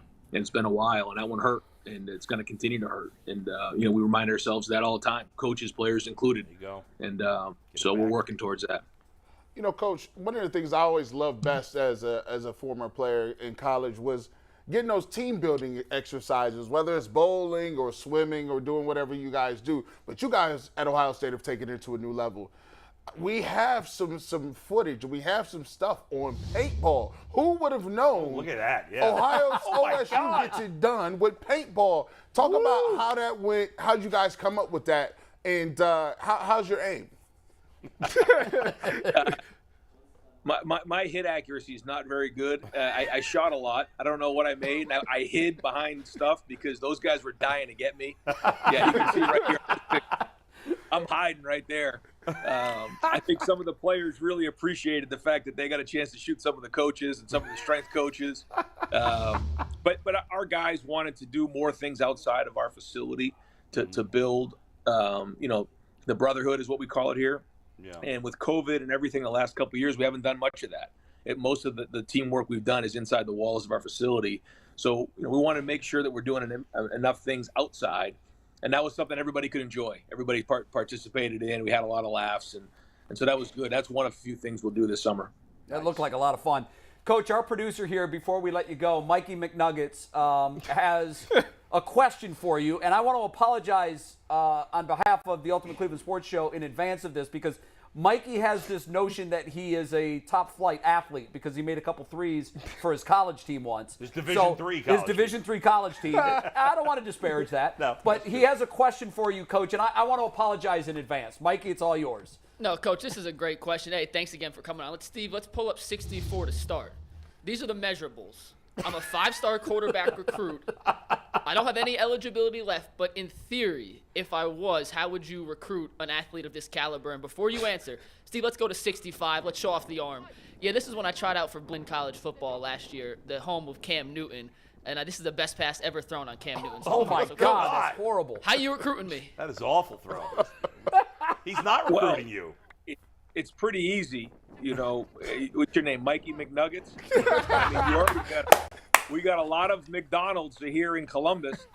But what an unbelievable opportunity to do an NIL deal right here in Columbus. Probably more McDonald's in Columbus than most of the other places you're being recruited. So Mikey McNuggets already done. Come be a Buckeye. That's good. Yeah, you go. Well done. Yeah. I needed that reality check. Yeah, that was great. Coach, listen. Thanks, Coach. We can't thank you enough for taking time out of your day. We know you're a busy guy, and we know that you're spending 28 hours a day focusing on beating the team up north. And we love to hear that kind of talk because, as you know, the fan base carries that pain as well. All of the best to you and the Buckeyes. Continued success. I can't wait to watch you guys go out there and tear it up, especially with that offense. Thanks for coming on. Thanks, Coach. Have a great year, Coach. Hey. Go Bucks. On the Ultimate Anytime. Cleveland Sports Show. And I think so. We're 3 weeks. This is our third week, guys. Third week. Yeah. So that's my highlight right there is having Coach Day tell Mikey McNuggets that he could get him an NIL deal at McDonald's. Well, I love that he was also not even interested in the idea of being on a team with Harbaugh. Yeah. Like he was so disgusted by that. Yeah, I can't do that team. He tried No. every way. He was like, nah. He wouldn't even play along So- if Harbaugh was on his Love team. it. But guys, imagine that for a second. Yeah. The four of them are in sprint suits. Well, this is the thing. Will they cross the line like that's? Are they in shape? Like Well, They would never do it. This is my. I live in the I want world a of boxing absurd match. hypotheticals. I'd rather Jimbo's see them- quick. Jimbo's actually got some wheels. Go back to when they tried dumping the Gatorade on him after the Orange Bowl. Jimbo's got some wheels. For 2 steps, he's a loser. Listen, Saban's not running. Saban's old. Saban. Saban's old. Jimbo Saban got wheels. I don't know that any of them. Ryan Day's the youngest. Yeah, Ryan's going to smoke Yeah. everybody. No question about that. I think I want to see a boxing match, Jay. Jim That's was a what I wanna decent see. athlete. Yeah, I wanted to go there, but I you know, It's a little too violent. it's a maybe. little too violent. I thought I love absurd hypotheticals. Can we make that a segment? Absurd hypotheticals? Done. Speaking of segment, we do got a segment. We got what the internet's talking about. And Oh, guess that's what? right. We have a sponsor for that. So let me pull up the ad. Yeah. Anthony switched the graphic. And this is, look at that. PCC Airfoil is our favorite. Looking for a job, Favorite career airfoil. advancement, and Look at great that. benefits? PCC Airfoils is a leading manufacturer in Northeast Ohio. All locations of PCC Airfoils in Eastlake, Menor, Wycliffe, and Wycliffe and Rivera are hiring for all positions starting at $18 an hour. Plus, get a full benefit package, paid he time ain't off, from and a here. signing Nice. bonus. Apply online at precast.com/careers to learn more. That's legit right there. Boom. That right there is legit. Well said. PCC Yes. Airfoils. They're my favorite airfoils. Oh yeah. I don't have a second PCC? favorite. That's how much I love Wrong them. hand. Let's PCC. get to it. Jeffrey Kovac says, "Love my Browns. I bleed scarlet and gray on Saturday, brown and orange on Sunday. Been a fan since day one." Now, we got to shout you out for being in the comment section. We do read the comments. Make sure you comment on By the way, my man YouTube. Jeffrey, I know him. He was a Baker Bro, too. Oh, he was? Well, we accept him, too. Yeah. He's still a Browns fan. Hey, Baker Bros are people too. I was saying. We accept him too. We accept everybody. Jared Ish says, "Ask Ryan what his plan is when Heartline leaves, which is bound Yeah. to happen at some point." That is Yeah, coming. that's definitely gonna come. He's going to get a head coaching job very soon. Shout out to Glen Oak. Shout out to Stark County 330 Stand Up. He's doing a great job. They got like 97 receivers there, so they'll be all right. Kid Wilson 33 says, this is a great one. We talked about this yesterday. Ryan Day can't touch Stefanski's beard game. Oh wow. He That's said, a great question. He said, Her beard. They're both too pretty with the beard. I mean, Ryan's beard though. I mean, his beard I game do is like agree. I think wrong. How beard he game get is- his stuff? So he got some beige Hey, or look. stuff up in there. With the dark in If there. I had to pick, though, I am taking Stefanski. That's true. Why? Because the salt and pepper mix, or Yeah, He it gives can do a lot. He can do a lot. People are a fan of Coach Day's rosy cheeks. I'm not gonna say who. Yeah, that's true. They Yeah. love his face. I can't say that. You just. Why I can't you say that? I mean, that's He's for them got to nice say. rosy cheeks. I know. I don't You know. know, we Nothing wrong can't. with You that. know. You can't. no, look, I think we're all secure enough to say he's a good-looking guy. He's a handsome man. He's doing his thing. Give love where love is warranted. And I'm with you, G. boy. Yeah, we can't. We can't call a Come grown on, man now. You cinnamon. could say good. That's like gotta- that's like Tyvus's name is his nickname is Cinnamon. I can't call Tyvus a grown man jumping routes and receiving We ain't doing that. Cinnamon. We can't do it. And then the last one, Mick the Dog says, "I'm such a Buckeye fan. It's bitter to root for Donovan Peoples-Jones and Chase Winovich, But I guess it is what it is. Yeah, I know. As a Browns fan, I remember way back when Steve Everett was the center for Bernie Kosar, and he was a Michigan guy. Like, I didn't like him for like a year or two just because he was a Michigan guy. And that's funny because I thought I would feel the same way when I got to the league, but come to find out, them are some of the coolest people you'll ever meet. Yeah, like they buddies. They like really cool. With Desmond Howard, and he's like one of my favorite people in the world. Now I tell them all the time, you made a terrible life decision by yes, going I there. do too. That was. Bro, I don't know what you were Cleveland thinking. Kid get out of Ohio for Michigan. And Braylon Edwards, you know, I did like a little mini documentary on him on my YouTube channel. Braylon Edwards, like, really, like, was like salty. Like, he was like, people don't like me here. Like, he really had a thing. But it's a thing. It is. It's a thing. Peppers, same thing. Peppers was there for a little couple of seconds. But if you do well, they kind of, you know. I know, but the first time he calls for a fair catch on the 3-yard line, I'm like, oh, Michigan guy does that. JB holds stuff against me. I remember that stuff, man. I remember that If you're stuff. good, it doesn't matter. And that was what the internet is talking about. And then, Brought to you by PCC Airfoils. There it is. Let's do it. And look, if you're looking for a job, that's a $18 an hour? solid pay, man. Airfoils. That's solid. Airfoils. You know what I started off at? $425. Sheesh. Come And on, we got Eric. Eric Metcalf. Do you want a on the break or line. you just want to go No, right we're going to into do a it? break to test the audio, then All we'll right. come back with Another quick Eric break. Metcalf. Eric Metcalf, one of my favorites of all time. Man, this guy could run like a deer. Yeah. Like, such a pure athlete. He joins us on the Ultimate Cleveland Sports Show. This is a legit show, guys. I'm not kidding. I don't know how we got this, but this is a legit show. Hey, I don't know what the heck's going on, but I like it. Hey, it's Adam the Bull for the Ultimate Cleveland Sports Show, and I'll tell you what I think of when I think of Cleveland sports. It's that everybody loves it. I've been to other parts of the country, and there's people that love sports and people that don't care. But in Cleveland, everybody cares even a little bit from every walk of life, and that's what makes this city special. Whether it's football, baseball, or basketball, it doesn't matter. The people of Cleveland and Northeast Ohio love their teams like nowhere else in the country. News you can trust should be news you can rely on. And every night at 11 on What's Next, you can rely on us. A new legal twist for Brown. Today also marks the beginning of We're here, and we are going to continue. So the Guardians have to play almost. You can rely on us to help you go to bed better informed with stories that prepare you for tomorrow. And with news that's relevant to your life. We'll make sure that you're ready for what's next. Because being ready for tomorrow is what matters most. We face challenges every day, some bigger than others, and we never know what's around the corner. Through the highs and the lows, whatever we face it together. Each morning on Go, we are here with the facts, because what impacts you impacts all of us. And understanding those facts helps us to make informed decisions for our families, our communities, and our future. We are here for you every step of the way. Go, weekday mornings, 4:30 to 7 a.m. Cleveland sports to me is bigger than anything. It's bigger than some people's marriages. They say the Dallas Cowboys are America's team. No. Dallas is not America's team. Cleveland is America's team. And sports in Cleveland is a religion. It's a way of life. It doesn't matter where you're from. It doesn't matter how much money you make. It doesn't matter. Sports is a way for people in Cleveland to get together, and it's something that can't be replicated in Cleveland. Sports is a thing.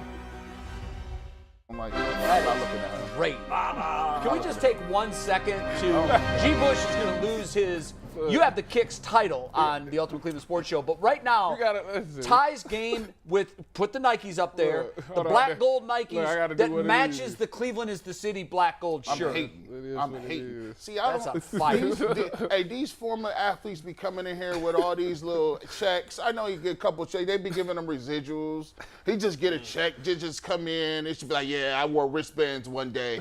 They gave me $50,000 for wristbands. Get up out of here. Gee, what did he just say about those shoes? Tell the audience. I forgot I even had. Hey, listen, I did. I forgot I even had these big dogs. This is the thing. I made the New Year's resolution that I wasn't going to buy myself anything. So I'm going off of shoes I got. And I got like 50. Nothing? Nothing. Anything that I want. Stuff that you need, but nothing that's for you. Yeah, that you know what?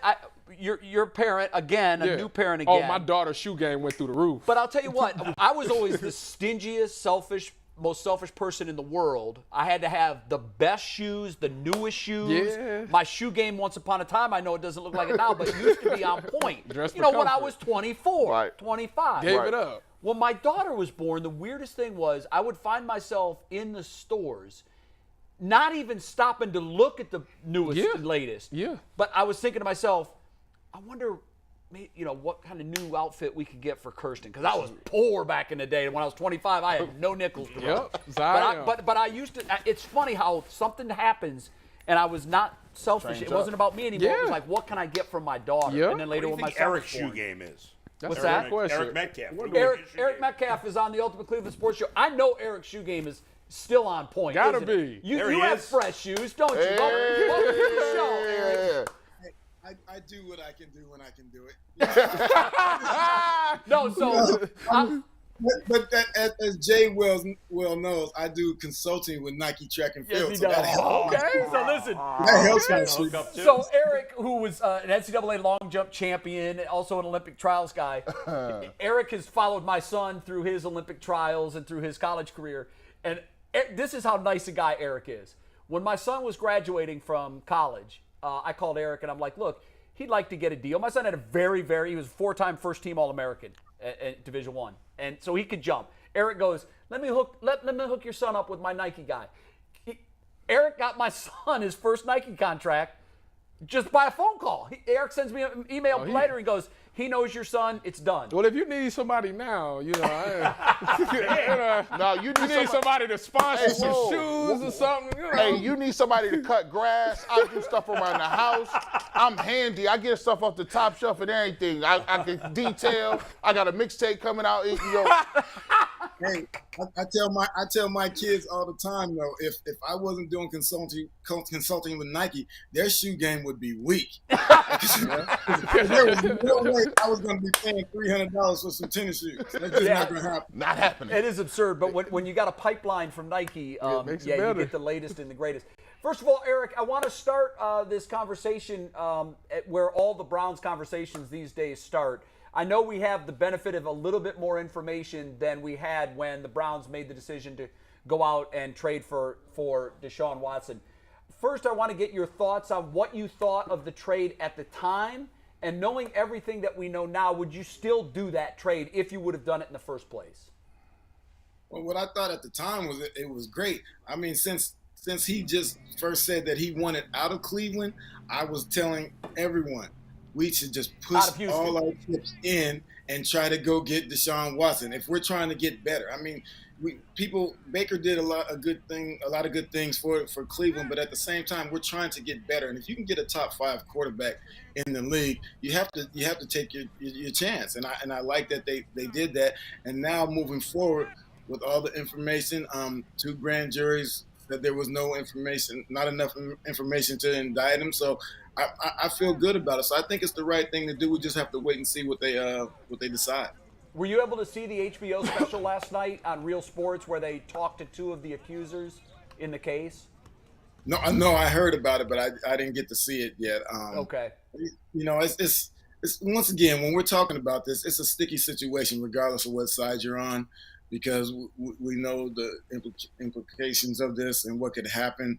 But at the same time, when we're talking about football, I like the fact that we went and got somebody who can take us to the next level. Absolutely. Eric, speaking of next level, we have some next level running backs. You know a little something about being a running back, obviously. We actually had your running mate Leroy Horde here earlier in the week. Or was that last week now? Last week.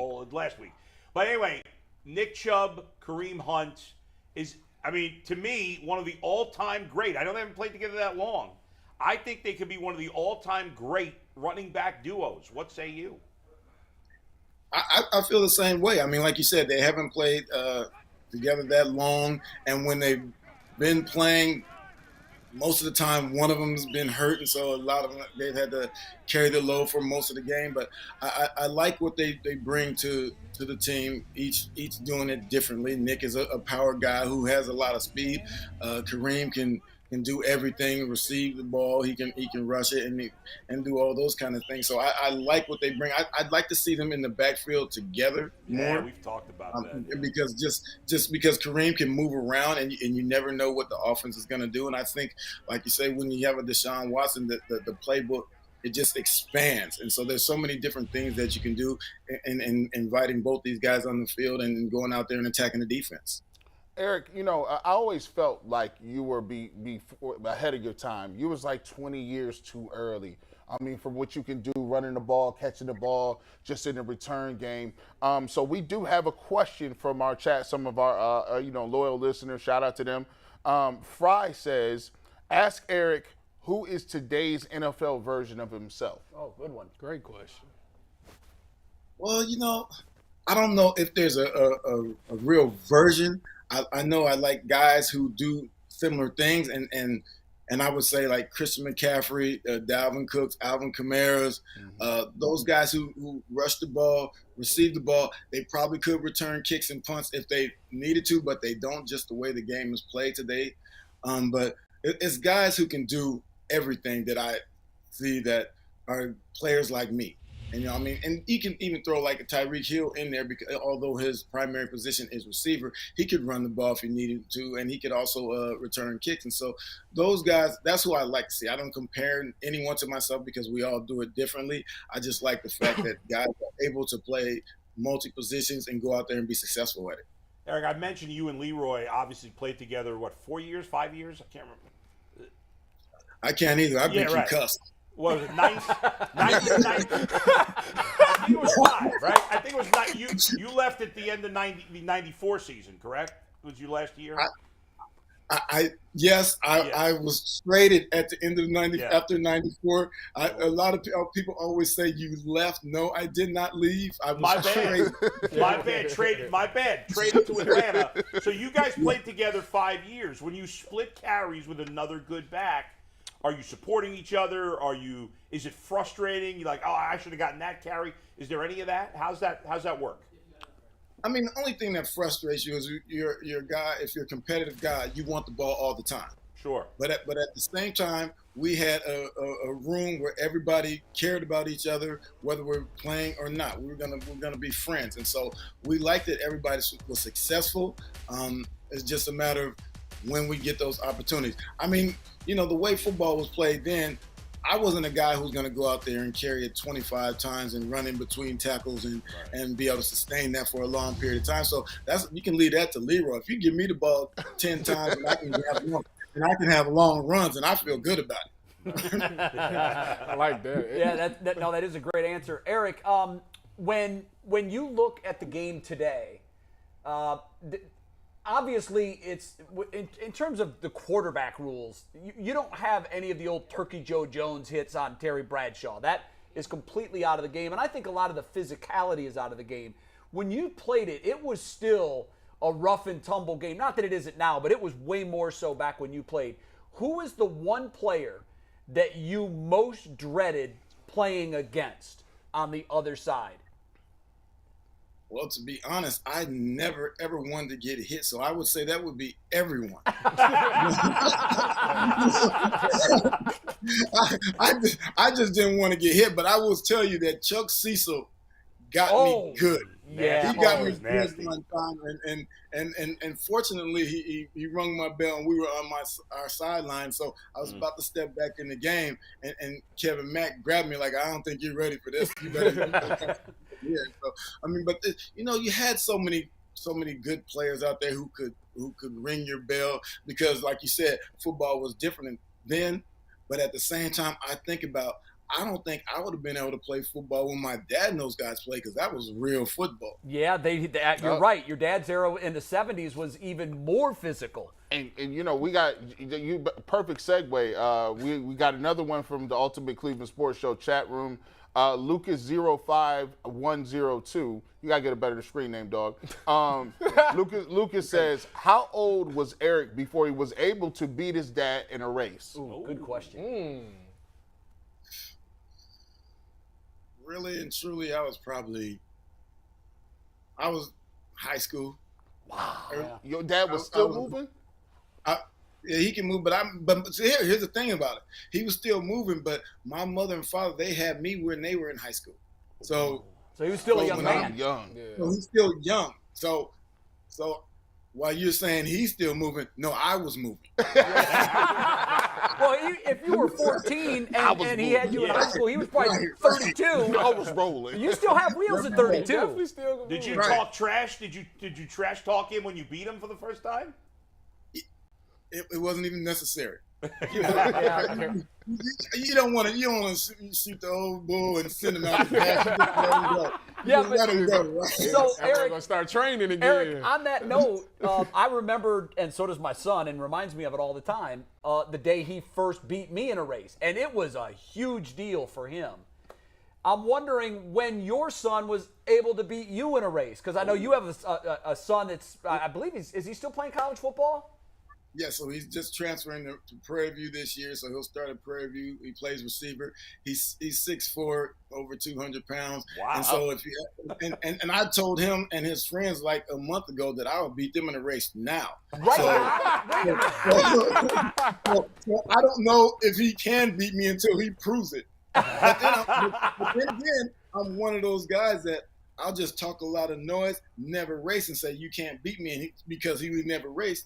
He can't say he beat me. If it doesn't happen, it can't happen. Whoa.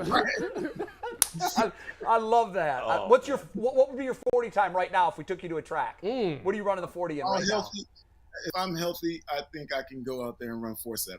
Oh, wow. I got him beat. That is insane. I got him beat. I'm 54. I know, but still, he a legend though. Like, I'm gonna say that you beat a legend, yeah. The word legend doesn't equate to speed. True. That's true. and you don't get faster as you get older.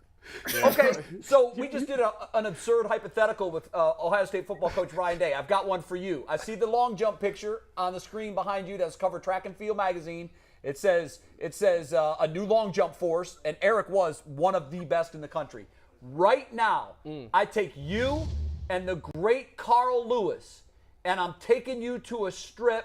I'll even make it down at Texas because I know you love that strip and you're familiar with it. Who wins that long jump competition right now? Carl Lewis. He said, that's Carl Lewis. Carl ain't running no 4.7 right now. But he's a legend. See, we're gonna throw that word back out there. We're gonna throw that word back out there. He's a legend, and I am scared to death to jump.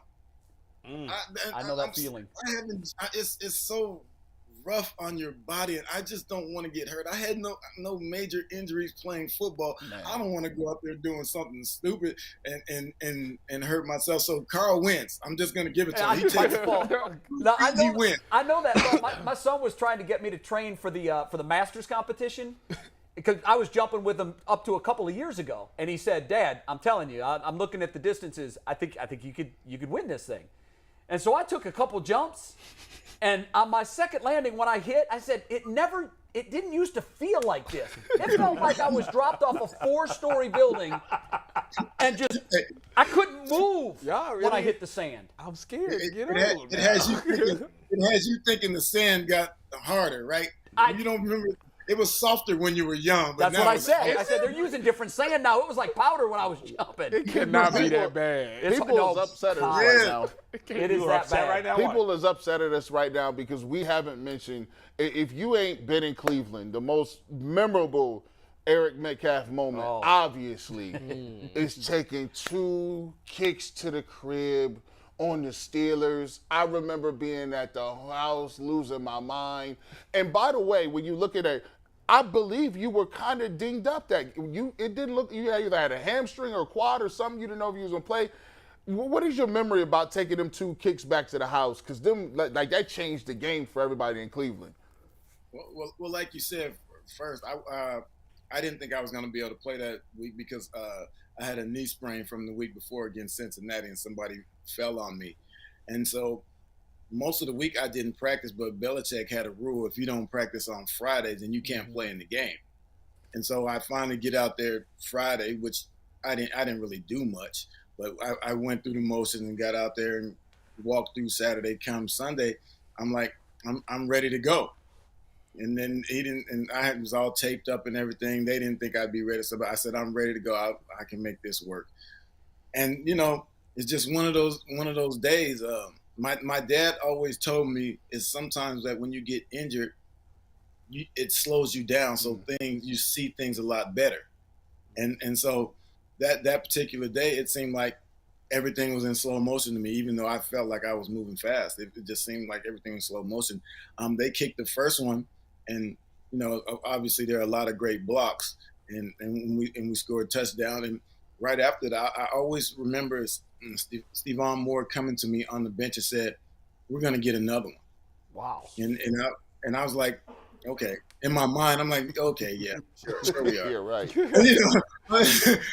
And then, fortunately, that moment came. It was a great game for whoever was watching that game, regardless of if we won or lost. Fortunately, we won, but it was a good game.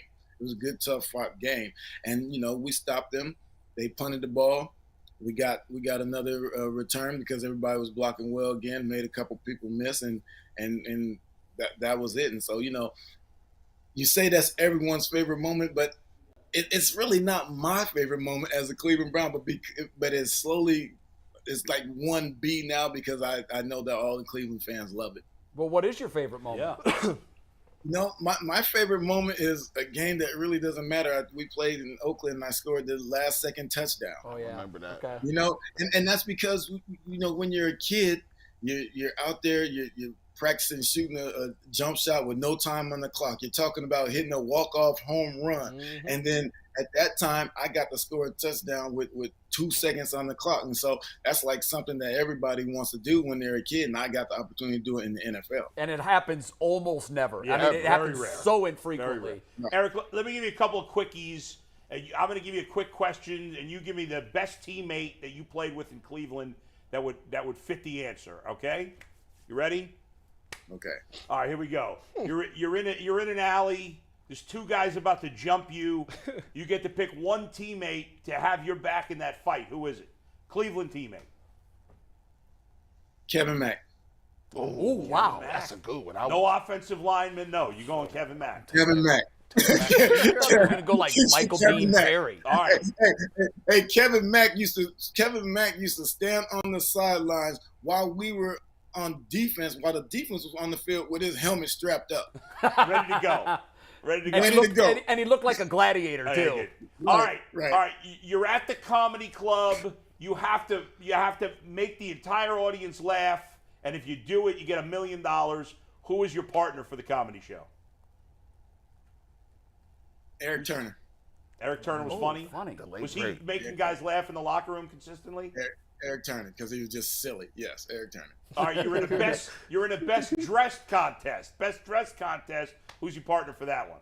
Whoa.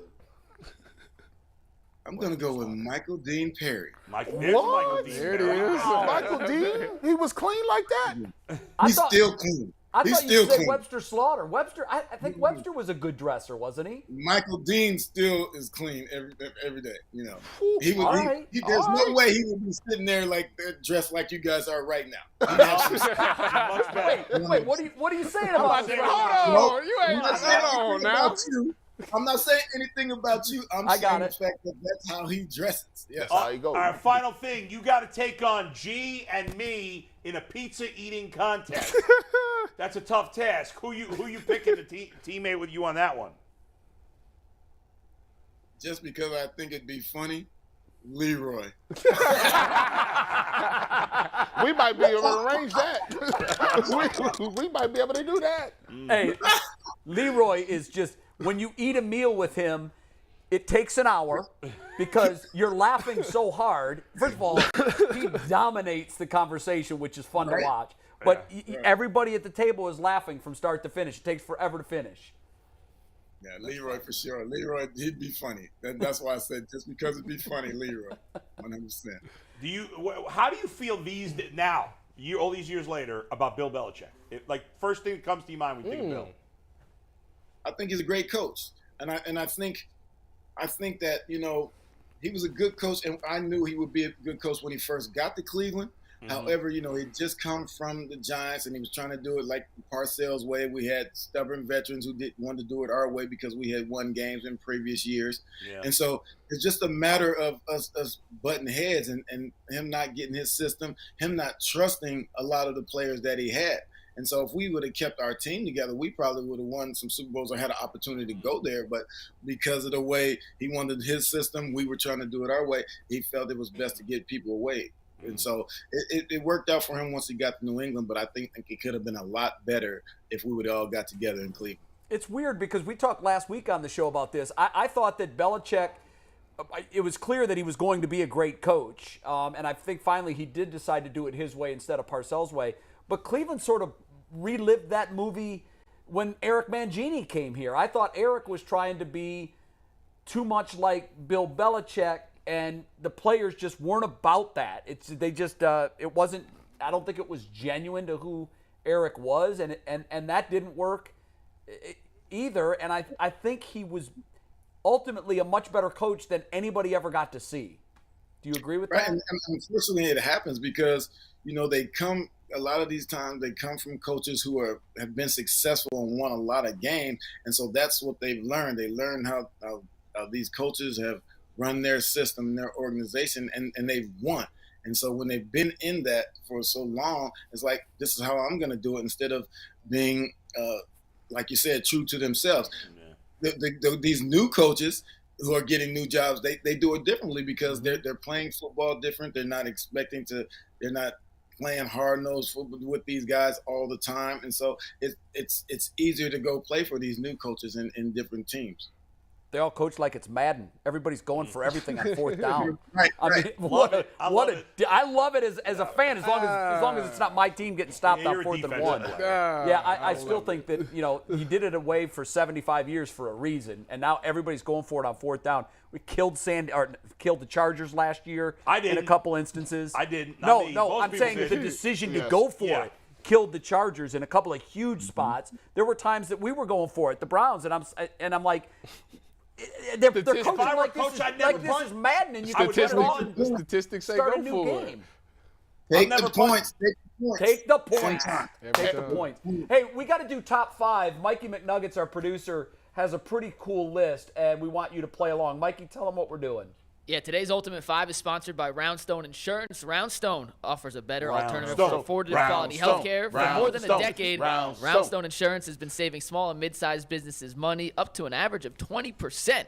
Contact us today to learn how you can get great health care benefits that your employees will love and save money too. Roundstone.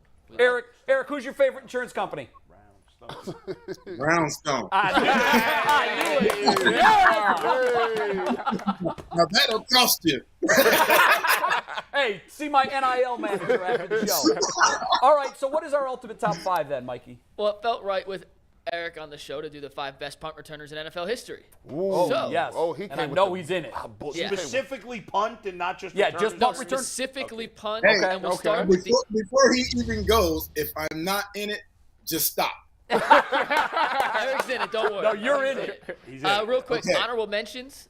Deion Sanders, just not enough total punt returns to make the top 5. That's fair. And Josh Cribbs, great kick returner, not a great punt returner, plus he works for the competition. If he comes to us, I'll put him on the list. But until then, he's not on the list. All right. Well, I got so no number problem 5, with 5. Desmond Howard, 2,895 punt return yards in his career, 8 touchdowns, and arguably the single best punt return season ever. In '96, he led the NFL in yards, average, and touchdowns, 3 with the Packers. You good with that, E? I want him to keep going. A lot of pressure. We got to see the whole list. I will say, on Desmond Howard, I think this is still true. At one time it was. He's the only guy to win a Heisman Trophy and a Super Bowl MVP. I think that's still true. That is true. That's incredible. And he's from right here in Cleveland. And he did a nice robot after he scored. I like his robot. Yeah, but I hated his Heisman pose. Yeah, unfortunately, it didn't happen last year because Joe Burrow could have done Well, Joe Burrow's the guy that, nobody's ever been a first draft pick, a Heisman Trophy winner, and a Super Bowl champion. And a national champion, I think. And a national champion. And he's the only one to go to the Super Bowl with those other 3 you're things. Right. Yeah. So I think he'll do it before he's done. Who's number 4? That's only because I decided to play basketball, not football. Number 4. Rick Upchurch. Wasn't aware of what he did till I started the research last night.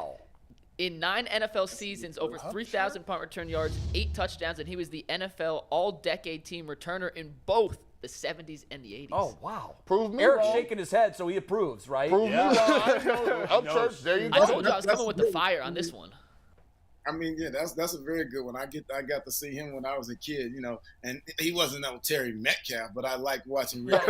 You're right. So I'm wondering, is Terry going to be on the list? If he put All right, we'll see. Yeah, we'll see. Let's keep it Number going. 3, Brian Mitchell. 9 punt return touchdowns. He was great. Third all time. He has the most career punt return yards, 4,999. What a slouch. Couldn't get one more.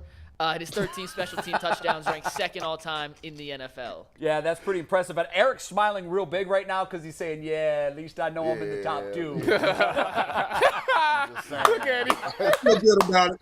I feel good about it. Yeah, I do too. All right, the big question is, are you at number 1? So, Mikey, let's, without further ado, who's number 2? If I spent the last 3.5 years in College Station and put a Longhorn at 1, I think I'd get roasted. So Eric did come in at number 2, 10 punt return touchdowns, second most all time. He had 4 different seasons leading the NFL in punt return yards. Crazy. And up until recently, I do think Eric was the GOAT, but recent history may have pushed him number 2. No offense, Eric. I still love you. He made this personal. He made this personal. He That's did. true. I know. When he went A&M. Yeah, I know.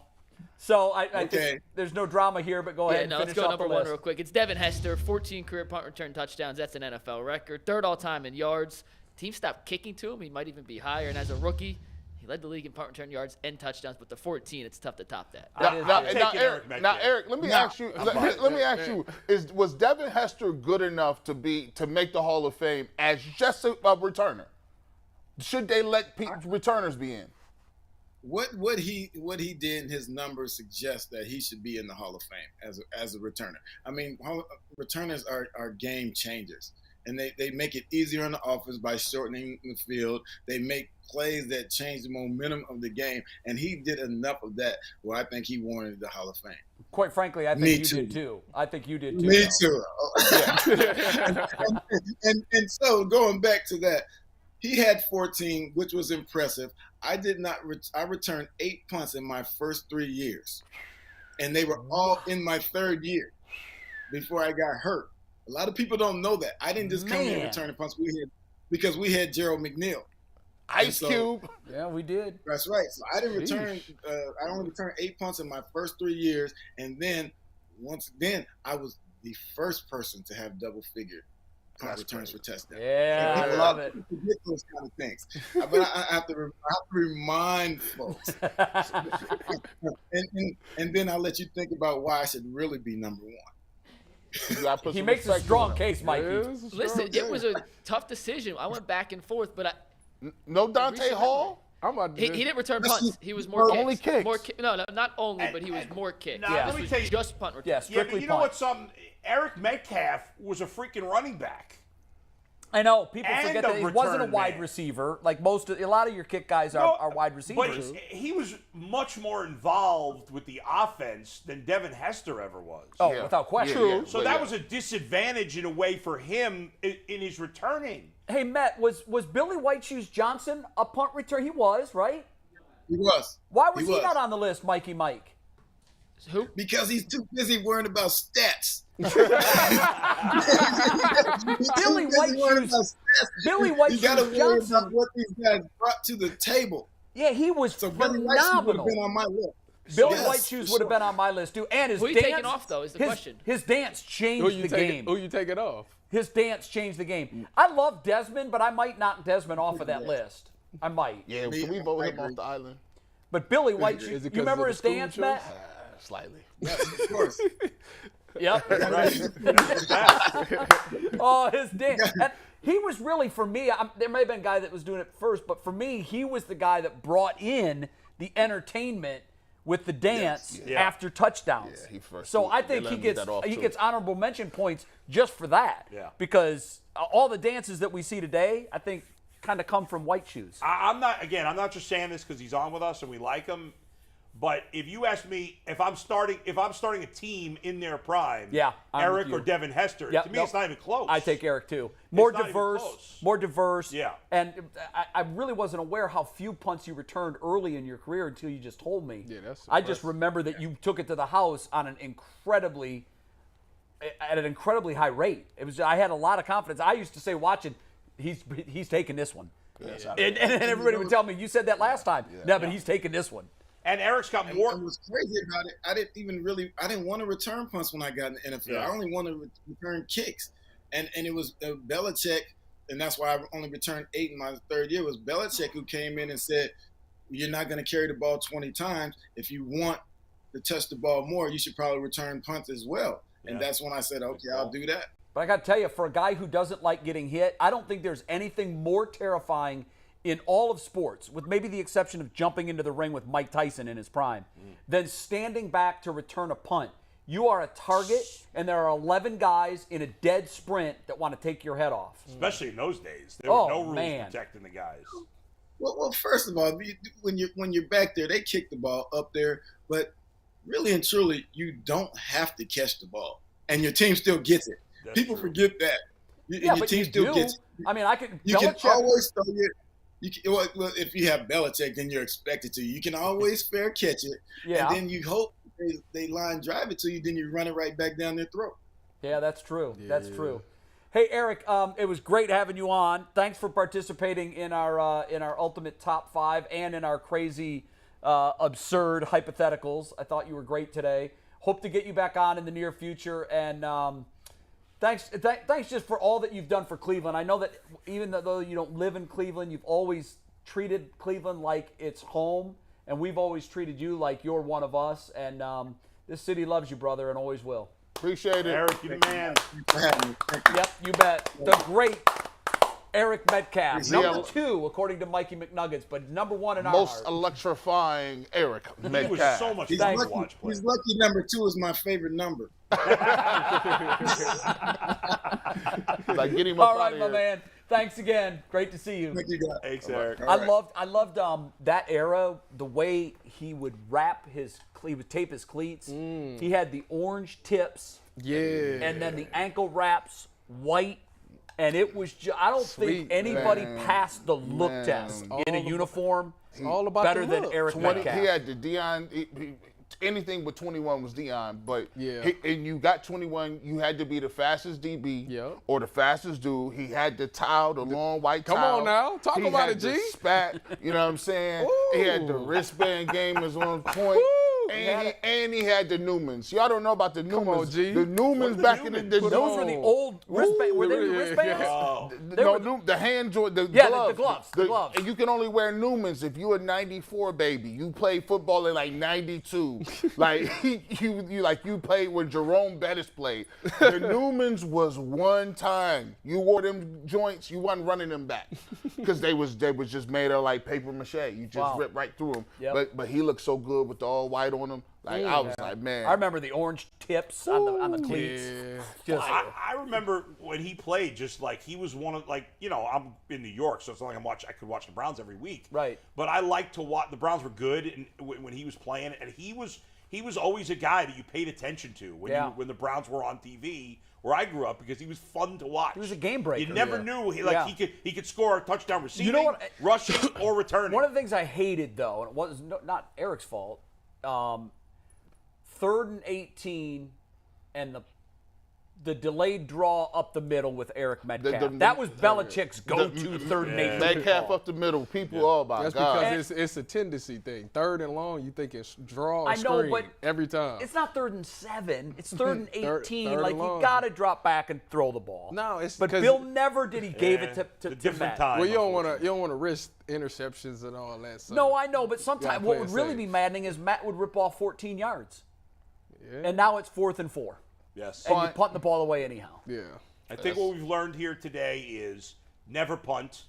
Right? We agree on that. Madden coach. The statement, don't just take the points, drives me nuts. I love taking points. Hate just to take I love the points. it. Really? The vast majority of NFL games are decided by one score. Off the board. Hey, listen. Yeah, and the vast majority of NFL games are decided by one score. When Josh Allen and Patrick Mahomes took turns scoring in 5 seconds, yeah. I don't care nothing about no field goals. I don't want to. You don't win with field goals in this They NFL. going right. They going to score. You going to stop him? You're not stopping him. Go back and look at I'm old school. Take the Bengals season. I'll just take any team. Yeah. Go back and look at the games that were decided by a kick.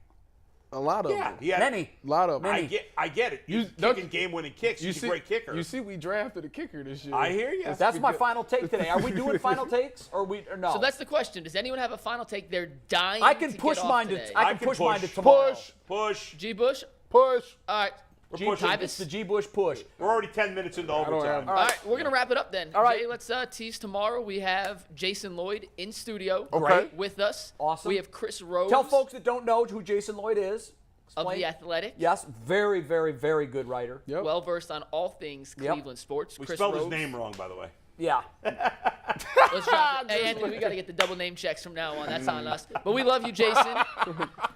We will make sure that's right tomorrow. Chris Rose is on tomorrow? Chris Rose is on tomorrow. How did we do that? He's friends with Steve Becker. Steve Becker's the Rolodex extraordinaire. Chris is tremendous. Chris is tremendous, and I'm thrilled to have him on. I think I've ever done a show with him. We've known each other for years, and I've always been a huge fan of his, so I'm glad that he's going to be This on is tomorrow. Guardians for 5 blocks tomorrow. If you like baseball, No, hey, that's why I like Chris so money much. off. Yeah, we haven't talked about the Guardians really at all this Right. No, well, they haven't done much that haven't been really worth talking warrants about. it. I mean, we dropped a little bit of Mackenzie love after his start Monday. I got a couple cool topics I'm going to throw in here tomorrow. Maybe how Tomorrow? to fix the Pro Bowl. Just throwing it I've out there. seen. Glad they're talking about Pro Bowl scrapping it all sucks. together, which would be the best way. No, to they throw need it. to go back to like the old school quarterback throw-off competitions, all that. Like Yeah, that was fun. The game, I could care less about. You guys, you're probably too young. You might remember Bull, but they used to have the Battle of the Network Battle of Stars? the Network Stars. Love that, yeah. That's what I want. I want to bring those dudes to a decathlon type event Yes. where you put the fastest runners in the 100. I know. You put the strongest guys in either a weightlifting or a like shot Let's put do it. And competition. it's the end of the season, so long even if you got jump, a little injury, high you jump, have like time. a basic decathlon. But they'll never do it, I think. No, because the risk of injury is too great. But could you imagine if you had the decathlon obviously is 10 events. If each team gave someone for the 100, for the 400, for the 110 hurdles, long jump, high jump, javelin, shot put, discus, why not? This is work. Because they ain't doing that. They're like, No chance. It would be fun to I watch. don't ever want to win a would we not eat it 400. up? That's a It'd grown be better man than watching race. that terrible game, but there's no way the players are going to ever do that. that was No, our but I one would love to test watch one it. I think you The know what? league's fastest guys. You'd be take- surprised. Hey, we're going to have this discussion tomorrow. So Okay. save some of your All right, takes. yeah. That All right. is one Twitter of on my it. evergreen topics. So Very good. Thank you, Ryan Day. Yes. Thank Huge you, thank Eric you to Ryan Day. Metcalf. Yeah. And good show, guys. All right, right, thank guys. you very much. See you tomorrow. Mikey McNuggets, today was my favorite day overall because Ryan Day used your nickname twice and talked about you getting an NIL deal at McDonald's, which I think could be a I thing. love it. By Very the way, lucrative. Polk dropped this on yesterday's show. We have to follow through on this. Mike Polk had an idea that we offer an NIL deal. The Ultimate Cleveland Sports Show offers an NIL deal to like a Cleveland State or a Kent State athlete, but an off-sport athlete, like a golfer or something like that. Badminton. And so we pay this person like $250, and we're their sponsor, and they come on and they tell us, funny things that have happened in their life since they got an NIL That would deal. be pretty cool. Hey, I think it would be have great. an update. Yeah. I hope Yak's not going to kill me for saying this live, but how about a CSU fencer for an NIL deal? I think that's what is that what I'll take it. Yak says working on it currently. They actually have a Yak's fencing on team? this? I just read in text. Yak, I hope I didn't blow your spot. Okay, so let me just say this Very for the diverse audience. sports at fencing. Yak is probably the best connected behind-the-scenes sports guy in the entire city of Cleveland. I've worked with some great behind-the-scenes guys. He's number one. He gets things done.